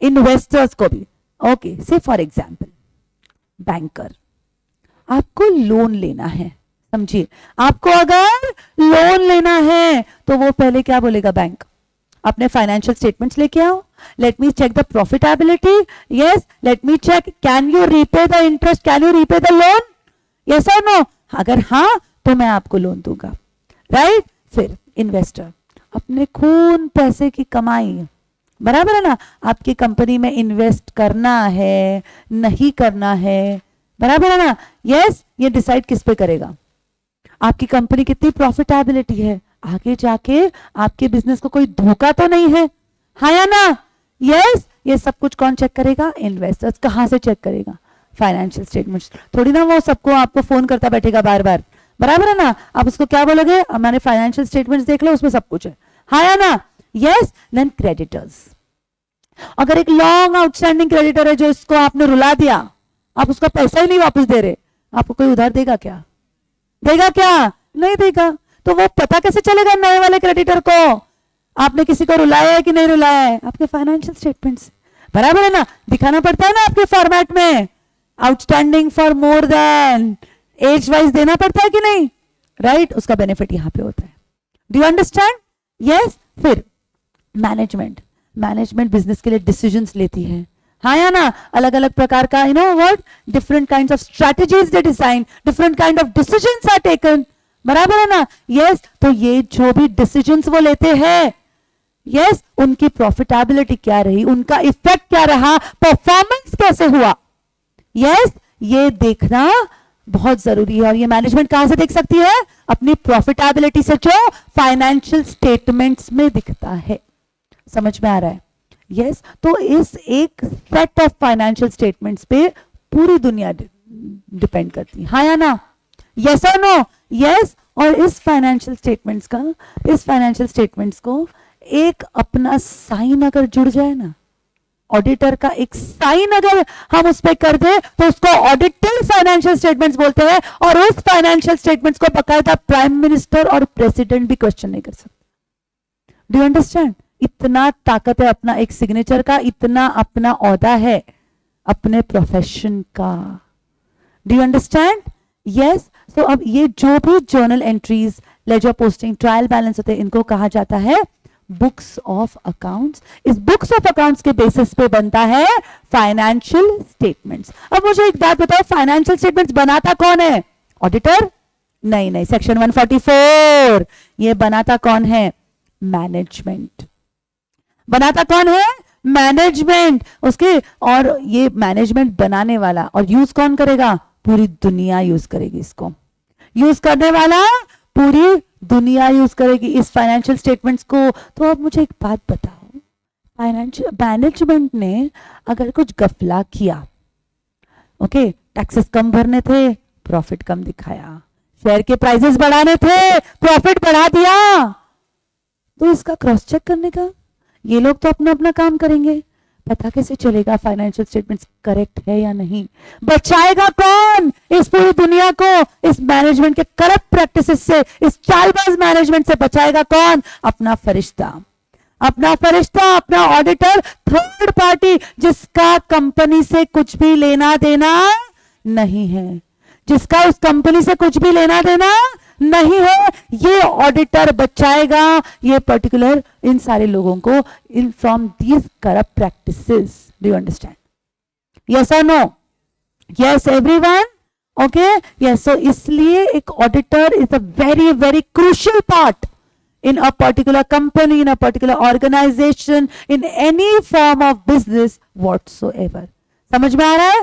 ओके, यस। अब आज ना मैं आपको इंपॉर्टेंस मैंने आपको बता दिया, ठीक है, आपको समझ में आ गया कि भाई ऑडिटर है, ऑडिटर को सल्यूट क्यों करते हैं लोग। ऑडिटर बैंक में जाने के बाद भाई सब लोग उठ जाते हैं, बैंक मैनेजर भी उठ के अपना चेयर दे देता है, बराबर है ना? यस। तो आप देखेंगे कि ऑडिटर एक्चुअली कितना क्यों उसको इंपॉर्टेंस है। मैं आपको दो केस स्टडीज दिखाऊंगी आज, दो केस स्टडीज जिसमें एक पॉजिटिव ऑडिटर और एक नेगेटिव ऑडिटर क्या कर सकता है और क्या करने की ताकत रखता है, मैं आपको आज इस केस स्टडी से बताऊंगी। बहुत मजा आने वाला है। इसको जान देखा है कहीं पे? कौन है ये? कौन है? नाम क्या है? नाम क्या है? दिमाग की बत्ती जलाओ, कमान। रामलिंगा राजू। यस यस, रामलिंगा राजू और उसके भाई ने मिलके क्या बनाया? सत्यम कंप्यूटर्स। हाँ या ना? ओके, सत्यम कंप्यूटर्स एकदम best, it was a jewel in the IT industry in India. बहुत टॉप पे था, बहुत अच्छा काम कर रहा था। But this is a classic example, जब हम अपने ग्रीड को रोक नहीं पाते। Okay, Satyam computers is a classic example कि कैसे क्राइम होता है अगर आप अपनी रिक्वायरमेंट्स को रोक नहीं सके तो। सत्यम कंप्यूटर्स वाज कंसिडर्ड, मतलब इंडिया में ही नहीं, यूएस में भी सत्यम कंप्यूटर्स को बहुत ज्यादा रिस्पेक्ट थी इन द इंफॉर्मेशन सिस्टम्स। बहुत ज्यादा पैसा कर रहा था सत्यम कंप्यूटर्स, बट उसमें उनका पेट नहीं भरा। इतने से कैसे होगा, है ना? बराबर है, इतने से कैसे होगा? तो अभी क्या हुआ, रामलिंगा राजू को बहुत ही इंटरेस्टिंग अपॉर्चुनिटी दिखी। ये उस दौर का वक्त है जब रियल एस्टेट के प्राइसेस बहुत ज्यादा बढ़ रहे थे। Okay, there was a crisis. अगर आपको पता है कि नहीं तो जरूर जाके पढ़ना गूगल पे। वो बोलते ना एक बबल होता है, वो बर्स्ट होता है। Do you know what is a bubble? Yes, do you have any idea? Bubble create होना मतलब क्या होना? बताओ क्या होना?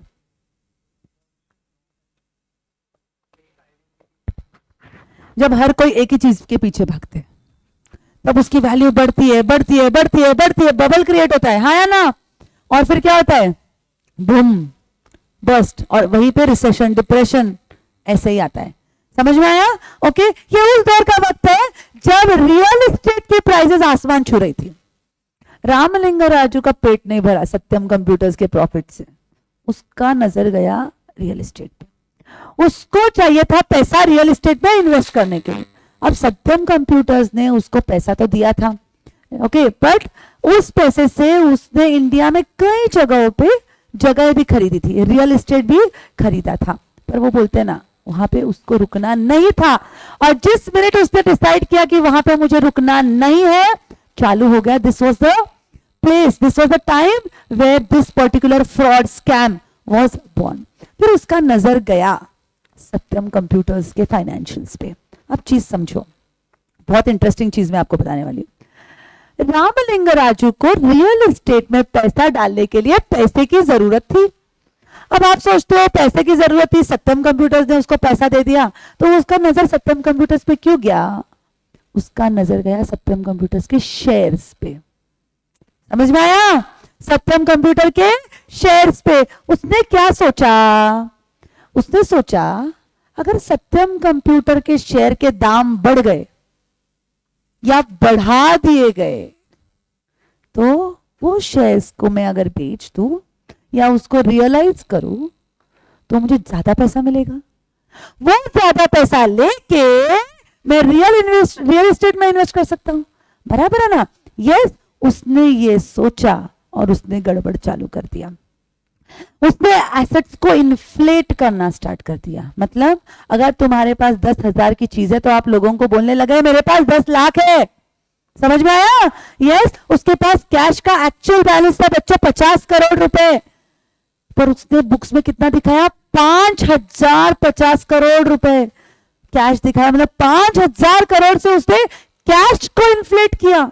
जस्ट इमेजिन, उसने प्रॉफिट्स को इन्फ्लेट किया, लायबिलिटीज जो देने थे उसको सप्रेस किया।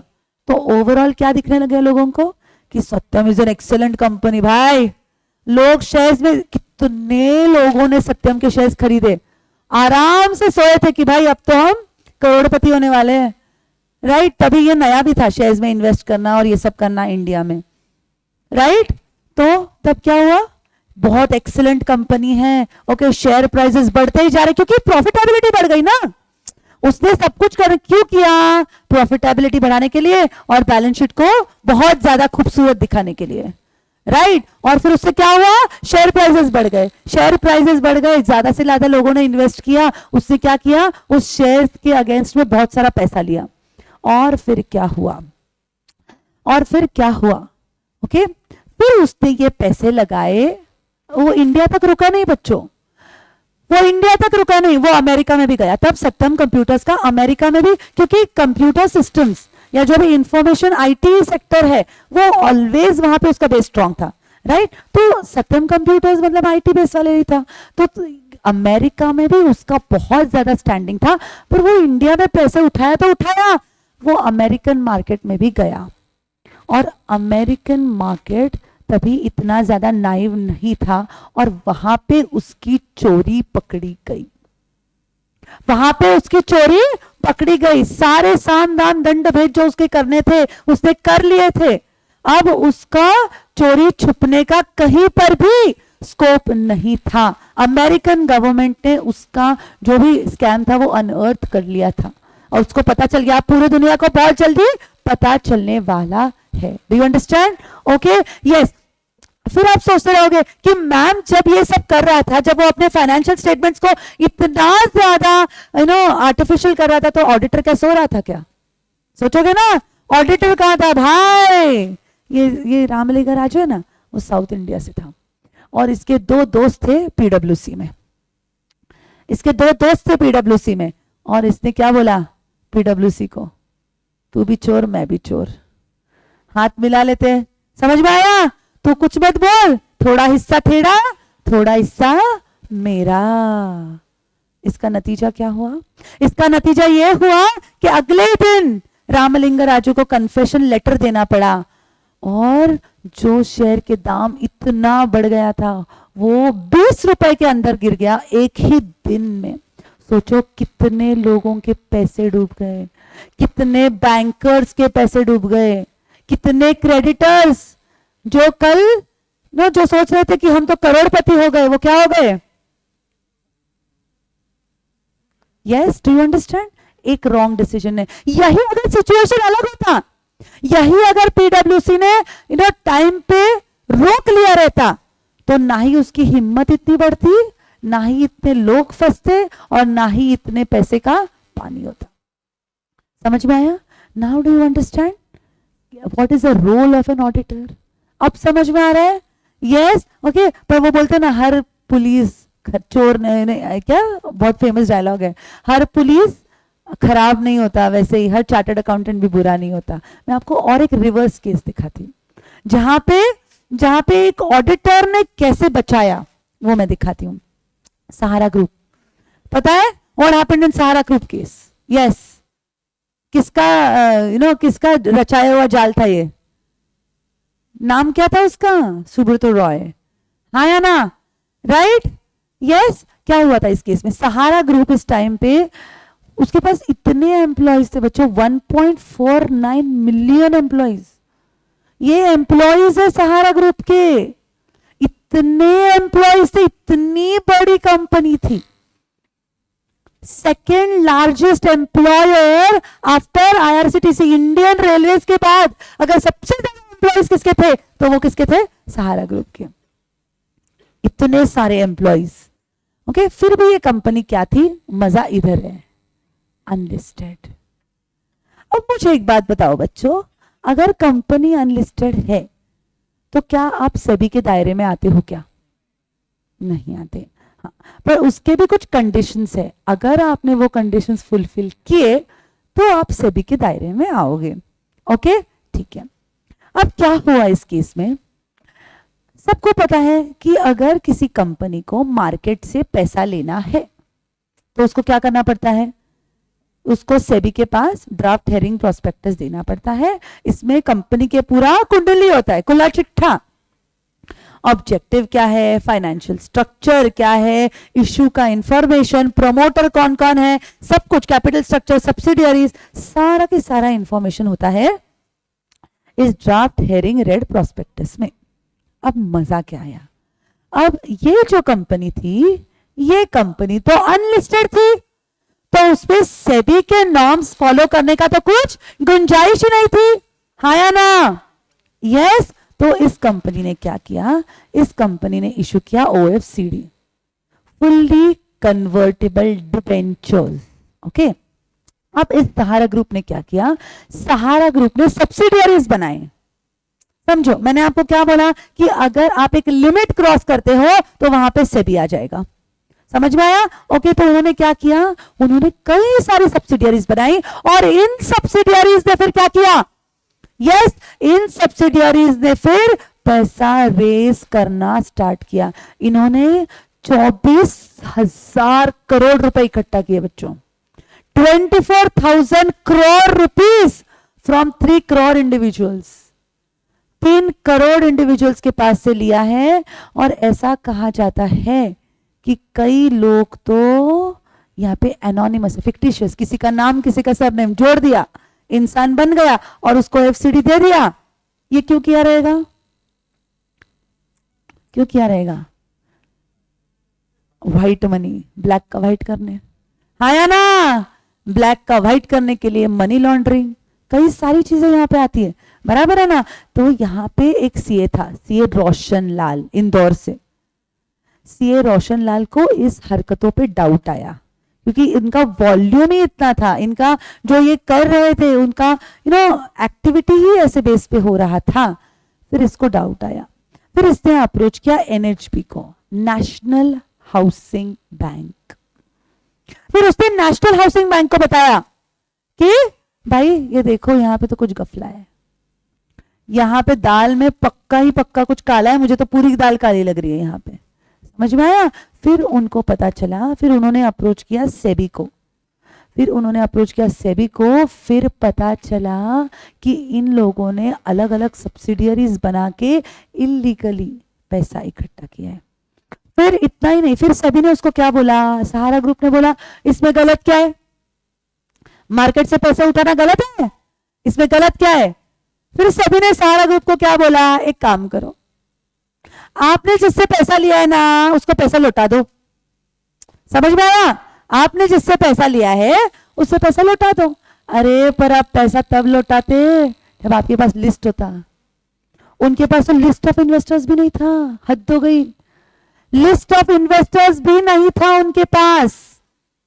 24,000 करोड़ में से सिर्फ और सिर्फ 84 करोड़ वापस दे पाई है गवर्नमेंट, कोई आया ही नहीं लेने के लिए, बराबर है ना? यस। क्या होता है, आपको वो ड्रग ट्रायल पता है, ड्रग ट्रायल, इलिटरेट लोगों को फंसा के इंजेक्शन देना है, आपको रिटर्न में पैसा मिलेगा, ड्रग ट्रायल होता है, राइट? वैसे ही लोगों को यहाँ पे फंसाया है गवर्नमेंट ऑफिशियल्स।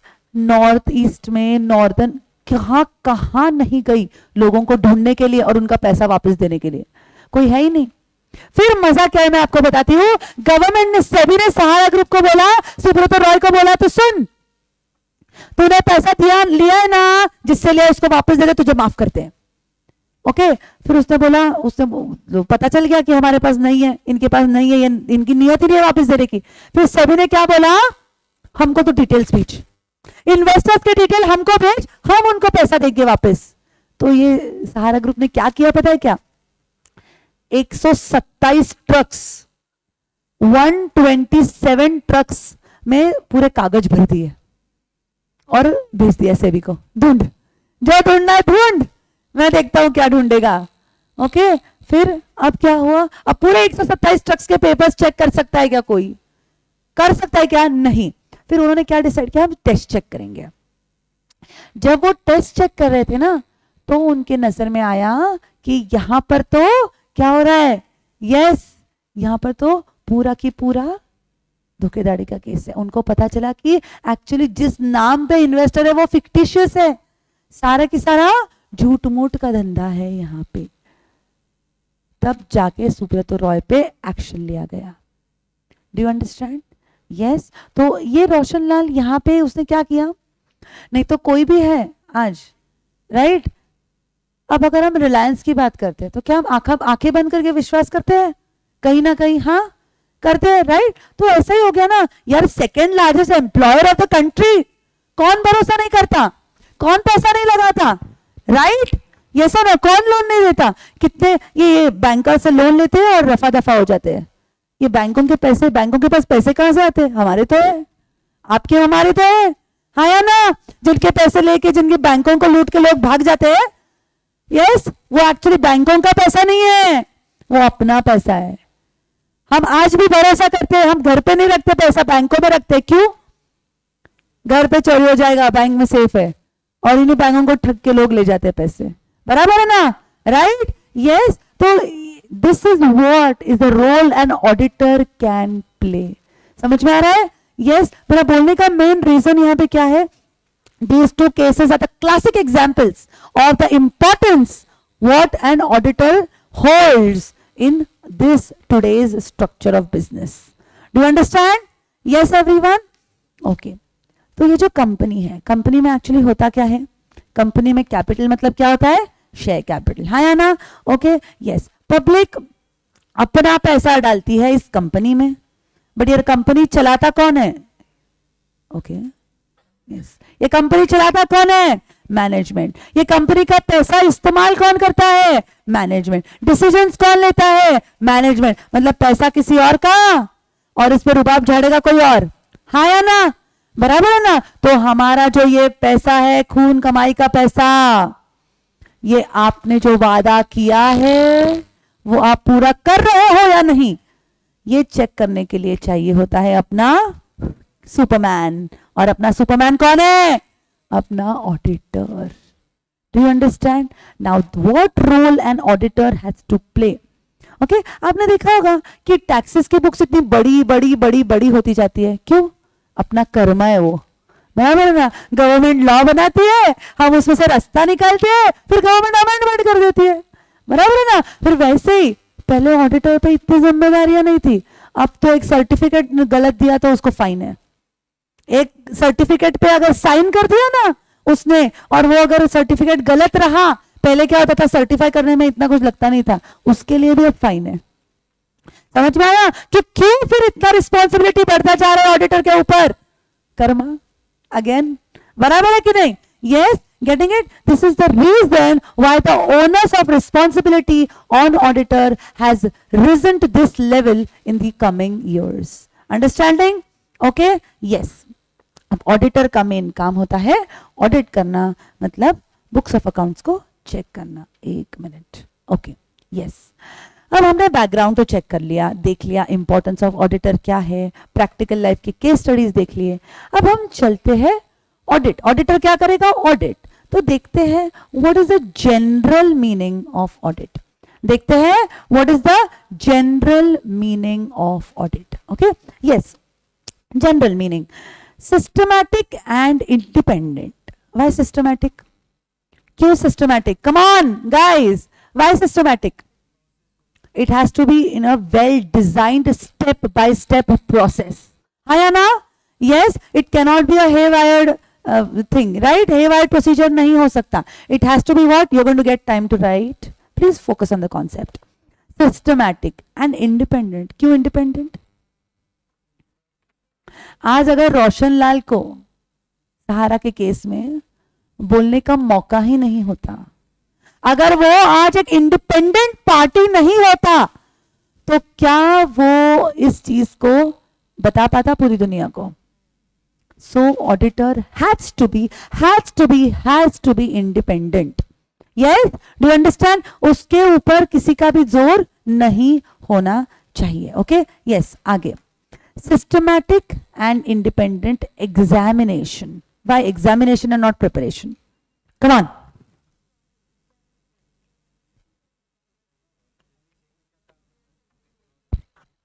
सेक्शन 144. प्रिपरेशन का काम मैनेजमेंट का. उस प्रिपेयर किए हुए फाइनेंशियल स्टेटमेंट्स को एग्जामिन, चेक करने का काम ऑडिटर का. इसलिए वर्ड यूज किया गया है एग्जामिनेशन. ओके, अब आगे, किसका examination? Data. Data can be what?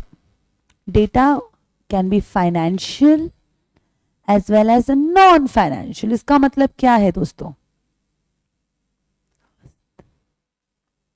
Yes, financial data. इसका मतलब क्या है? Yes, ठीक है, मैं एक एग्जाम्पल देती हूं. से X रुपीस का सैलरी दिया, ये फाइनेंशियल डेटा हो गया. एक्स नंबर ऑफ एम्प्लॉयज को सैलरी दिया, ये नॉन फाइनेंशियल डेटा हो गया. कितना इलेक्ट्रिसिटी कंज्यूम किया, नॉन फाइनेंशियल डेटा हो गया. इलेक्ट्रिसिटी एक्सपेंस कितना आया, फाइनेंशियल डेटा हो गया. Quantity, financial data, right? Non financial data, sorry. Do you understand? Okay, तो इस डेटा को एग्जामिन करना, ये भी काम करता है. फिर आगे क्या है? स्टेटमेंट्स, मतलब फाइनेंशियल स्टेटमेंट्स. रिकॉर्ड्स, यहां पे लिखा है रिकॉर्ड्स. रिकॉर्ड्स मतलब क्या? बुक्स ऑफ अकाउंट्स, बराबर है ना? Yes, books of accounts. फिर आगे ऑपरेशंस. एक बिजनेस में कितने सारे ऑपरेशंस होते हैं? HR, purchase, sale, finance, information systems, है ना?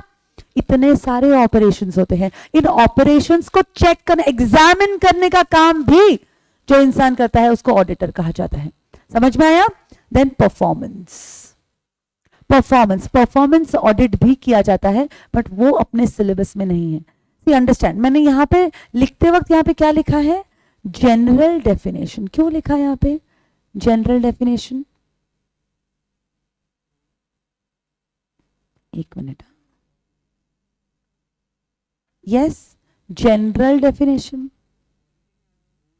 Auditing as an entire concept.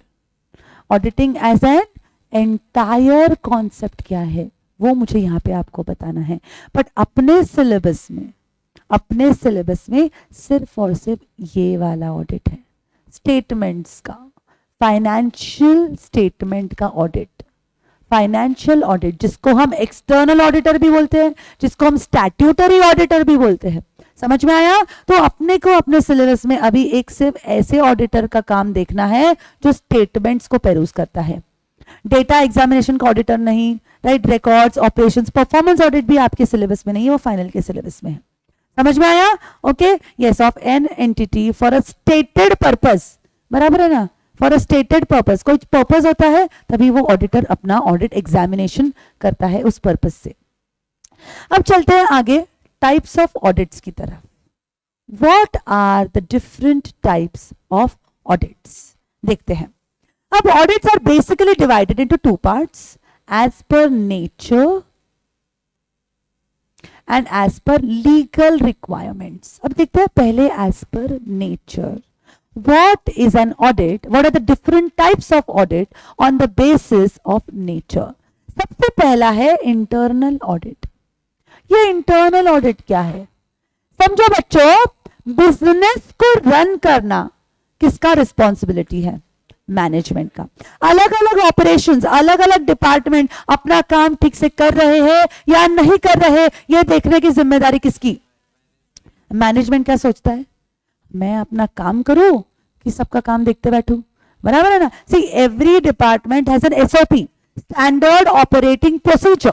बराबर है ना. जैसे कि फॉर एग्जांपल आपको कैश एक्सपेंस करना है तो आपको इसका सिग्नेचर लेना पड़ेगा, इस पे साइन करना पड़ेगा. बराबर है ना. There are a list of things that you have to do. Those are known as standard operating procedure. हर डिपार्टमेंट को अपने एसओपीज के हिसाब से अपना काम करना पड़ता है.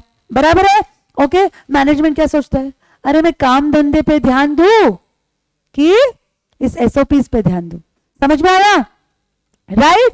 ये काम धंधे पे ध्यान दो, किस एसओपीज पे ध्यान दो. इसलिए वो क्या करते हैं, एक चार्टर्ड अकाउंटेंट को बोलते कि भाई साहब हम नहीं कर सकते, आप आ जाओ, ये रहा हमारा बिजनेस, ये रहा हमारे एसओपीज, आप देखो हर डिपार्टमेंट अपना काम ठीक से कर रहा है या नहीं. क्योंकि हर डिपार्टमेंट अपना काम ठीक से करेगा तभी हमें हमारे एक्चुअल रिजल्ट्स मिलेंगे. हाँ या ना. यस. तो यहां पे उसको क्या कहा जाता है, internal auditor. Why internal auditor, क्योंकि ये पर्टिकुलर चार्टर्ड अकाउंटेंट जिसको हायर किया है मैनेजमेंट ने, ये दुनिया को जवाब देगा कि मैनेजमेंट को जवाब देगा. समझ में आया. इसलिए उसको इंटरनल ऑडिटर कहा जाता है. अगला सवाल बच्चे मुझे पूछते हैं कि मैम फिर ये जो इंटरनल ऑडिटर है वो कंपनी का हिस्सा होना चाहिए कि बाहर का भी किसी चार्टर्ड अकाउंटेंट को हायर कर सकते हैं. बाहर का भी हो सकता है. नाम में लिखा है इंटरनल ऑडिटर, इसलिए अपनी अकल लगाओ. काम क्या कर रहा है उस पर से उसका कैटेगरी डिसाइड होगा कि वो इंटरनल ऑडिटर या एक्सटर्नल ऑडिटर है. किसको रिपोर्टिंग कर रहा है, मैनेजमेंट को. मैनेजमेंट खुद बिजनेस रन कर रहा है, वो मैनेजमेंट को रिपोर्टिंग कर रहा है, तो वो इंटरनल ऑडिटर है. एक्सटर्नल ऑडिटर कौन रहेगा, a person who expresses an opinion on the financial statements to the whole world, to the users of financial statements, जिसको ही कहा जाता है, जिसको फाइनेंशियल ऑडिट भी कहा जाता है. समझ में आया. ओके.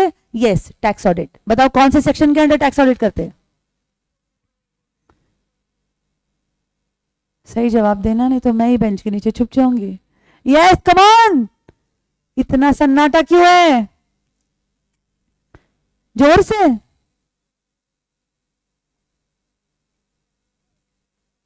सेक्शन 44 ए बी या ए बी या B. Section 44 A B. Section 44 A B आपको बोलता है कि कब आपको टैक्स ऑडिट करना है और कब आपको नहीं करना. समझ में आया. ओके. यस. तो उसके अपने अलग रिक्वायरमेंट्स है टर्नओवर के बेसिस पे. कुछ याद आया क्या, कुछ याद आया क्या. यस. ओके. फिर अगला है ऑपरेशनल ऑडिट. जैसे कि मैंने आपको बोला हर बिजनेस में अलग अलग प्रकार के ऑपरेशंस होते हैं. हाँ या ना. यस. फिर ये ऑपरेशंस अच्छे से हो रहे या नहीं, ठीक से हो रहे या नहीं, ये चेक करने के लिए कौन होता है, ऑपरेशनल ऑडिटर को भी हायर किया जा सकता है. अगला है कॉम्प्लायंस ऑडिट. अब एक कंपनी में कॉम्प्लायंस कौन करता है, कंपनी सेक्रेटरी. हाँ या ना. सीएस का काम क्या होता है, कंपनीज एक्ट जो बोल रहा है उसके हिसाब से सारे डॉक्यूमेंट्स प्रिपेयर करो, रेजोल्यूशंस प्रिपेयर करो, डीड्स पे साइन करो, मिनट्स बनाओ. हाँ या ना. बराबर है. राइट. यस. ओके. तो ये जो कॉम्प्लायंसेस है, ये कॉम्प्लायंस टाइम पे हो रहे हैं या नहीं हो रहे. Do you understand. यस. इसका ऑडिट करने के लिए भी एक ऑडिटर हो सकता है, उसको कॉम्प्लायंस ऑडिटर कहा जाता है. समझ में हुआ, समझ में आया. ओके. आगे इंफॉर्मेशन सिस्टम ऑडिट. आपने देखा है कभी दिवाली के पूजा के वक्त अपन ऐसे बड़ी बड़ी पहले लाल रेड कवर की बुक्स रखते थे, रजिस्टर्स, जिसको वही खाते भी बोलते हैं. हाँ या ना. क्या बोलते हैं, रोकड़. यस यस यस बोलते हैं. राइट. यस. अब वो कभी बुक्स हम देखते हैं क्या बिजनेस में यूज करते हैं, नहीं. क्योंकि जब बिजनेस में जब पहले ही क्या होता था, everything has to be manual.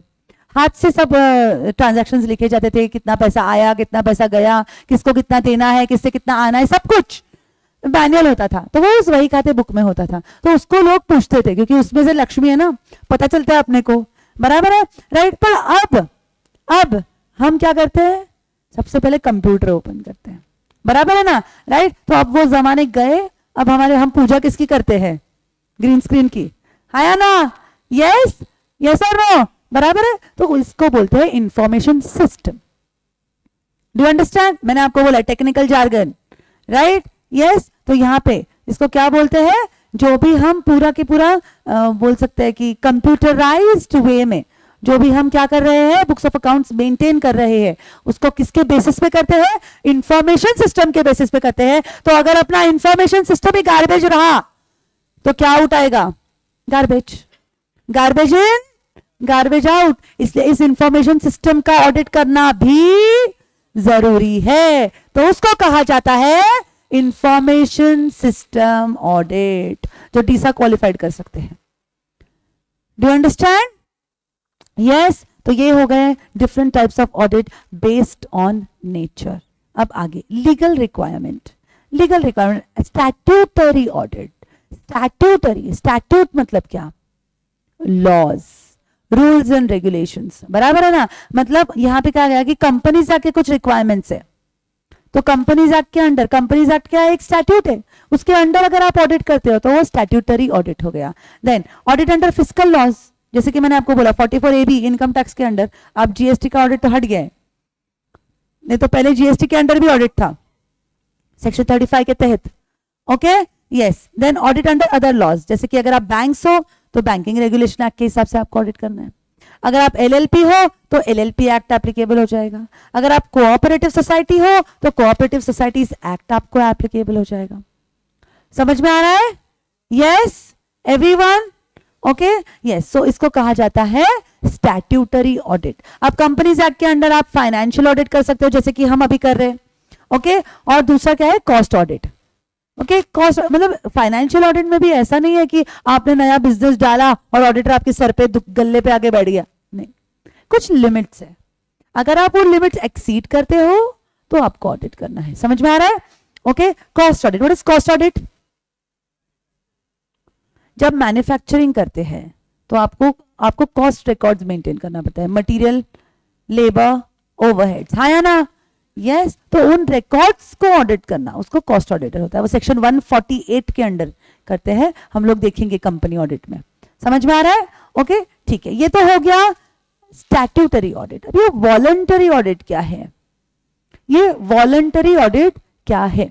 मानो कि आपने बिजनेस ओपन किया, ओके आपको लग रहा है कि हमको बहुत बड़ा करना है, इस बिजनेस को कुछ तो बड़ा करके दिखाना है, और आपने क्या तय किया कि अगर हमें एक्सपेंशन करना है तो हमें बड़े बड़े कंपनीज के साथ टाई अप करना पड़ेगा, हाँ या ना? राइट, हमको लोन लेना पड़ेगा, बराबर है। तो आप लोन लेने के लिए बैंक के पास गए, लोन लेने के लिए बैंक के पास गए, बैंक ने बोला फाइनेंशियल स्टेटमेंट्स चाहिए, आपने दे दिए फाइनेंशियल स्टेटमेंट्स, तो बैंक आपको देख के हंसेगी। क्यों? आपके फाइनेंशियल स्टेटमेंट्स को वैल्यू नहीं है जब तक उस पे ऑडिटर का साइन नहीं है, बराबर है ना? फिर आप वो फाइनेंशियल स्टेटमेंट्स लेके दौड़ते गए ऑडिटर के पास, भाई ये है मेरा बैकअप टैली का, बराबर है, ये है मेरे फाइनेंशियल स्टेटमेंट्स, भाई देख ले और तू क्या कर, साइन करके दे दे, बराबर है ना? मतलब यहां पे ऑडिट करने की जरूरत थी क्या? पर आप खुद से जाके करवा रहे हो, उसको वॉलंटरी ऑडिट कहा जाता है। समझ में आ रहा है? जैसे कि फॉर एग्जाम्पल गवर्नमेंट ग्रांट्स देती है, तो गवर्नमेंट क्या बोलती है, गवर्नमेंट ग्रांट्स देने के कुछ कंडीशंस होते हैं, बराबर है, कि आपने ये कंडीशंस फॉलो किए तो आपको ग्रांट्स मिलेंगे। तो वो कंडीशन फॉलो किए हैं या नहीं, उसके लिए आपको फाइनेंशियल स्टेटमेंट्स देने पड़ते हैं। वो भी कैसे होने चाहिए, ऑडिटेड। समझ में आया? Okay yes okay. So when required for banks for loans या गवर्नमेंट फॉर ग्रांट्स, उस टाइम पे अपने को वॉलंटरी ऑडिट करना पड़ता है। ओके तो हमने जनरल मीनिंग ऑफ ऑडिट देखा, डिफरेंट टाइप्स ऑफ ऑडिटिंग देखा। अब चलते हैं आज के लास्ट कॉन्सेप्ट की तरफ, जो अपने सिलेबस में एप्लीकेबल होगा। Okay yes. तो अपने सिलेबस में जो ऑडिट है वो क्या है, फाइनेंशियल ऑडिट। फाइनेंशियल स्टेटमेंट्स का ऑडिटर और उसका नजरिया क्या होगा, वो किस प्रकार से ऑडिटर करेगा, उसको कौन से स्टैंडर्ड्स एप्लीकेबल होंगे, वो सब कुछ हम अपने सिलेबस में देखने वाले हैं। तो अपने सिलेबस के हिसाब से डेफिनेशन ऑफ ऑडिट क्या होगा वो देखते हैं। Audit means what, examination not preparation. Okay financial statements को प्रिपेयर नहीं करना है, ऑडिटर को चेक करना है, उसमें छुपी हुई गलतियों को चेक करना है, उस गलतियों का क्या असर हुआ है फाइनेंशियल स्टेटमेंट्स पे, वो हमको चेक करना है। समझ में आया? Okay yes. एग्जामिनेशन, ये एग्जामिनेशन कैसा होगा, हेवायर नहीं, सिस्टमैटिक। ठीक से आपको करना है, and independent. Why independent? Yes, auditor किसी भी दबाव में नहीं होना चाहिए। Auditor should have his freedom of opinion. Auditor should have the freedom of yes speaking, giving his own opinion. समझ में आया? Okay, yes, systematic and independent examination of. हमने जनरल डेफिनेशन में क्या देखा? Data, statements, records, operations, performance. पर यहां पे अपने को फाइनेंशियल ऑडिटर को क्या चेक करना है? Financial information. समझ में आया? इंफॉर्मेशन, बट सारी नहीं, फाइनेंशियल इंफॉर्मेशन। मतलब आप कितना सैलरी दे रहे हो वो आपको ऑडिटर को बताना है। आपने 10 एम्प्लॉइज को 10 लाख रुपए का सैलरी दिया, ध्यान से सुनना बच्चों। आपने 10 एम्प्लॉइज को 10 लाख का सैलरी दिया, तो ऑडिटर आपको पूछेगा कितना सैलरी दिया, आप बोलोगे 10 लाख। ऑडिटर आपको पूछेगा कितने एम्प्लॉइज है, 10 एम्प्लॉइज। ठीक है, वो चुप बैठेगा, सुनेगा, इंफॉर्मेशन ले लेगा। हाँ, आपने 10 एम्प्लॉइज क्यों लगाए, ज्यादा क्यों नहीं लगाए, कम क्यों लगाए, is this relevant? It is a non financial information. हाँ, ऑडिटर को यह जानना जरूरी है कि कितने एम्प्लॉइज है, कितना दे रहे हो सैलरी। समझ में आया? वो लिंक लगाना जरूरी है, बट नॉन फाइनेंशियल इंफॉर्मेशन का के डिटेल में ऑडिटर को जाना नहीं है। समझ में आ रहा है? Yes, what is audit? Systematic and independent examination of financial information. आगे किसकी? Of any entity. अब एंटिटी बोले तो कोई भी हो सकती है, वेदर प्रॉफिट ओरिएंटेड और नॉट। एनजीओस, बराबर है ना? यस, सेक्शन 8 कंपनीज, हाँ या ना, जिनका मेन मोटिव क्या है? प्रॉफिट नहीं है, बराबर है ना? यस, बट उनको तो खास ऑडिट करके लेना पड़ता है, याद है ना? यस, पढ़ा है? Yes, so whether profit oriented और not, irrespective of its size और लीगल फॉर्म। साइज मतलब यस, आप स्मॉल स्केल पे बिजनेस कर रहे हो, मीडियम स्केल पे, लार्ज स्केल पे, कैसा भी हो, ओके, और कोई भी लीगल फॉर्म हो, मतलब प्रोप्राइटरशिप हो, कंपनी हो, partnership, LLP, cooperative society, AOP, BOI, कोई भी लीगल फॉर्म क्यों ना हो, ओके। और ये ऑडिट हमको क्यों करना है? To express opinion on financial statements. क्या करना है हमको? ओपिनियन एक्सप्रेस करना है इन फाइनेंशियल स्टेटमेंट्स पे। ओपिनियन, हमको ओपिनियन देना है, मतलब क्या देना है?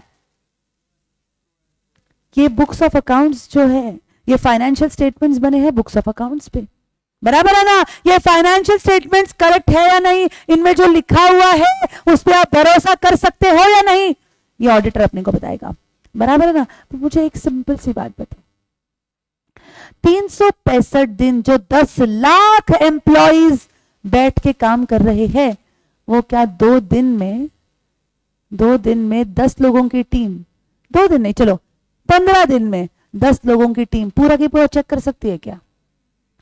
मतलब क्या ऑडिटर 100% करेक्ट ओपिनियन दे सकता है क्या? नहीं दे सकता। Do you understand? Okay, yes, so this is what is audit. Come on everybody, एक बार फुल फ्लैश से पूरे अच्छे से रिवाइज कर लेते हैं व्हाट इज ऑडिट का डेफिनेशन, क्योंकि ये सबसे ज्यादा पूरा बेस है अपने सब्जेक्ट का। Come on, audit. Audit is what? Systematic and independent examination of financial information of any entity, whether profit oriented or not, irrespective of its size or legal form, in order to express opinion on financial statements. समझ में आया? Okay, yes. सो आज का input session का यहीं पे है। मैंने बोला था कि कुछ स्लाइड्स आपको लिख के लेनी है, वो आप लिख के ले लीजिए। सबसे पहले ऑडिट का डेफिनेशन हम लोग अपने नोटबुक में लिख लेते हैं। Come on,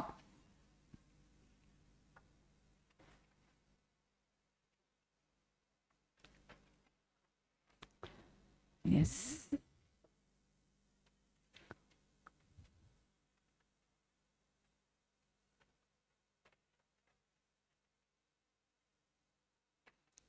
shall we begin? Write down. Audit is defined as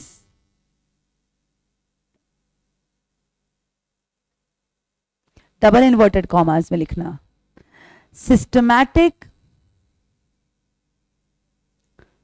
and independent examination, and का शॉर्टकट नहीं चलेगा, थ्योरेटिकल पेपर है, one shortcut and you lose double the marks. Systematic and independent examination of financial information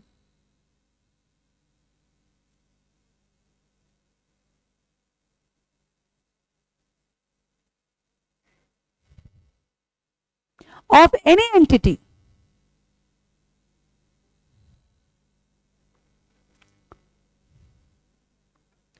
whether profit oriented or not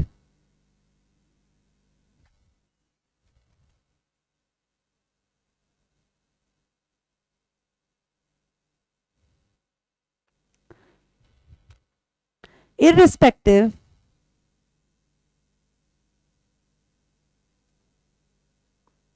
of its legal size, sorry, irrespective of its size or legal form,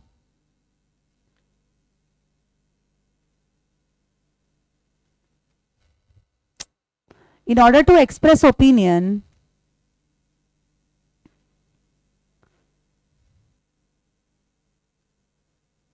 on financial statements.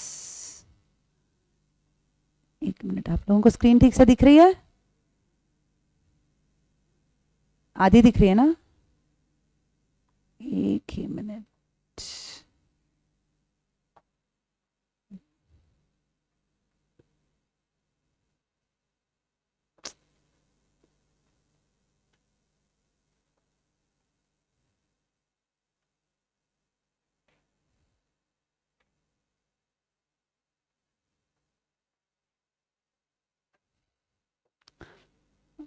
Paper pattern वगैरह लिखना है ना अपने को.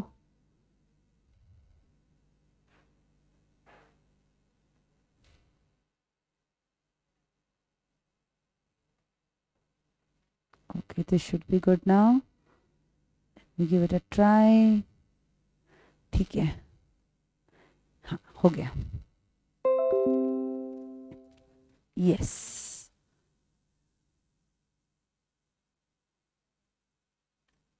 हाँ पता है, वक्त पे मेरा भी ध्यान है.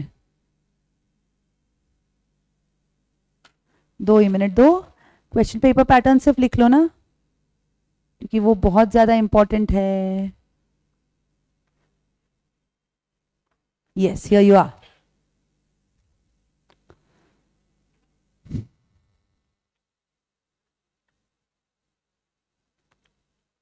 दोस्त, लास्ट पेज पे नहीं चलेगा, कल नोटबुक चाहिए.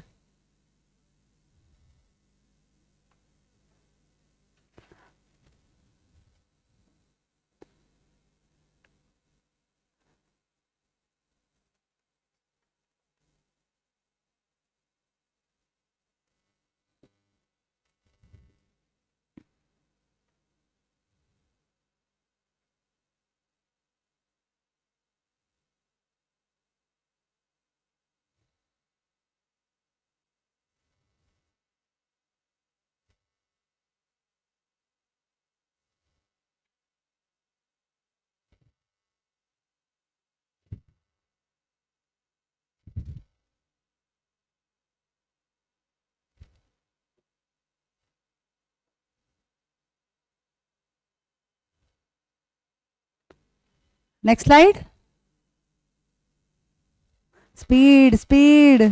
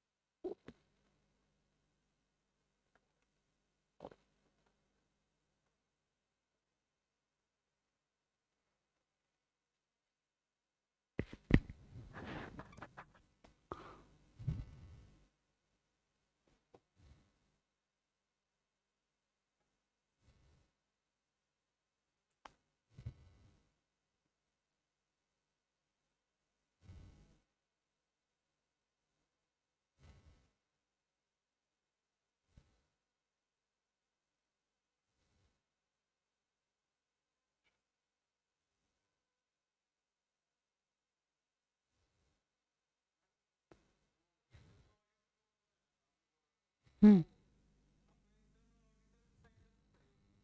हाँ वही करेगा। नहीं, इंटरनल ऑडिटर का काम अलग है। अब मैनेजमेंट को ऐसा लग रहा है कि बाबा इतना सारा काम है, इतने सारे डिपार्टमेंट्स हैं, इतने सारे लोग हैं, बराबर है ना, तो हर कोई अपना काम ठीक से कर रहा है या नहीं कर रहा है।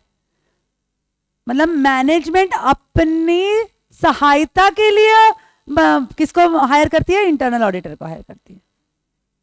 He is going to report to the management. हम किस ऑडिटर की बात कर रहे हैं, जो पूरी दुनिया को रिपोर्ट करता है, एक्सटर्नल ऑडिटर। वो मैनेजमेंट के अधीन नहीं है क्योंकि वो इंडिपेंडेंट है। इंटरनल ऑडिटर इंडिपेंडेंट है क्या, नहीं है। वो वही करेगा जो मैनेजमेंट उसको बोलेगा। समझ में आया?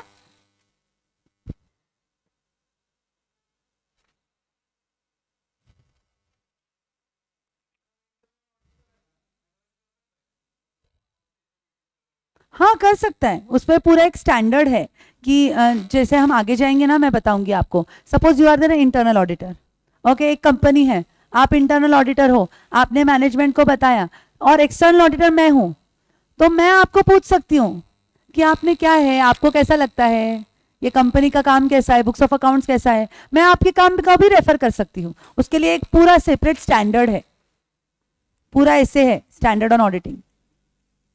हो गया? यस। और अगर किसी को नंबर चाहिए तो बाकी टेक्निकल और डिलीवरी का जो भी है, बुक्स का, डिलीवरी का, वो तो ऑफिस के नंबर्स होंगे ही आपके पास। डाउट्स क्या पूछते हो याद रखना। नहीं तो आपका भी स्क्रीनशॉट शेयर करूंगी मैं क्लास में।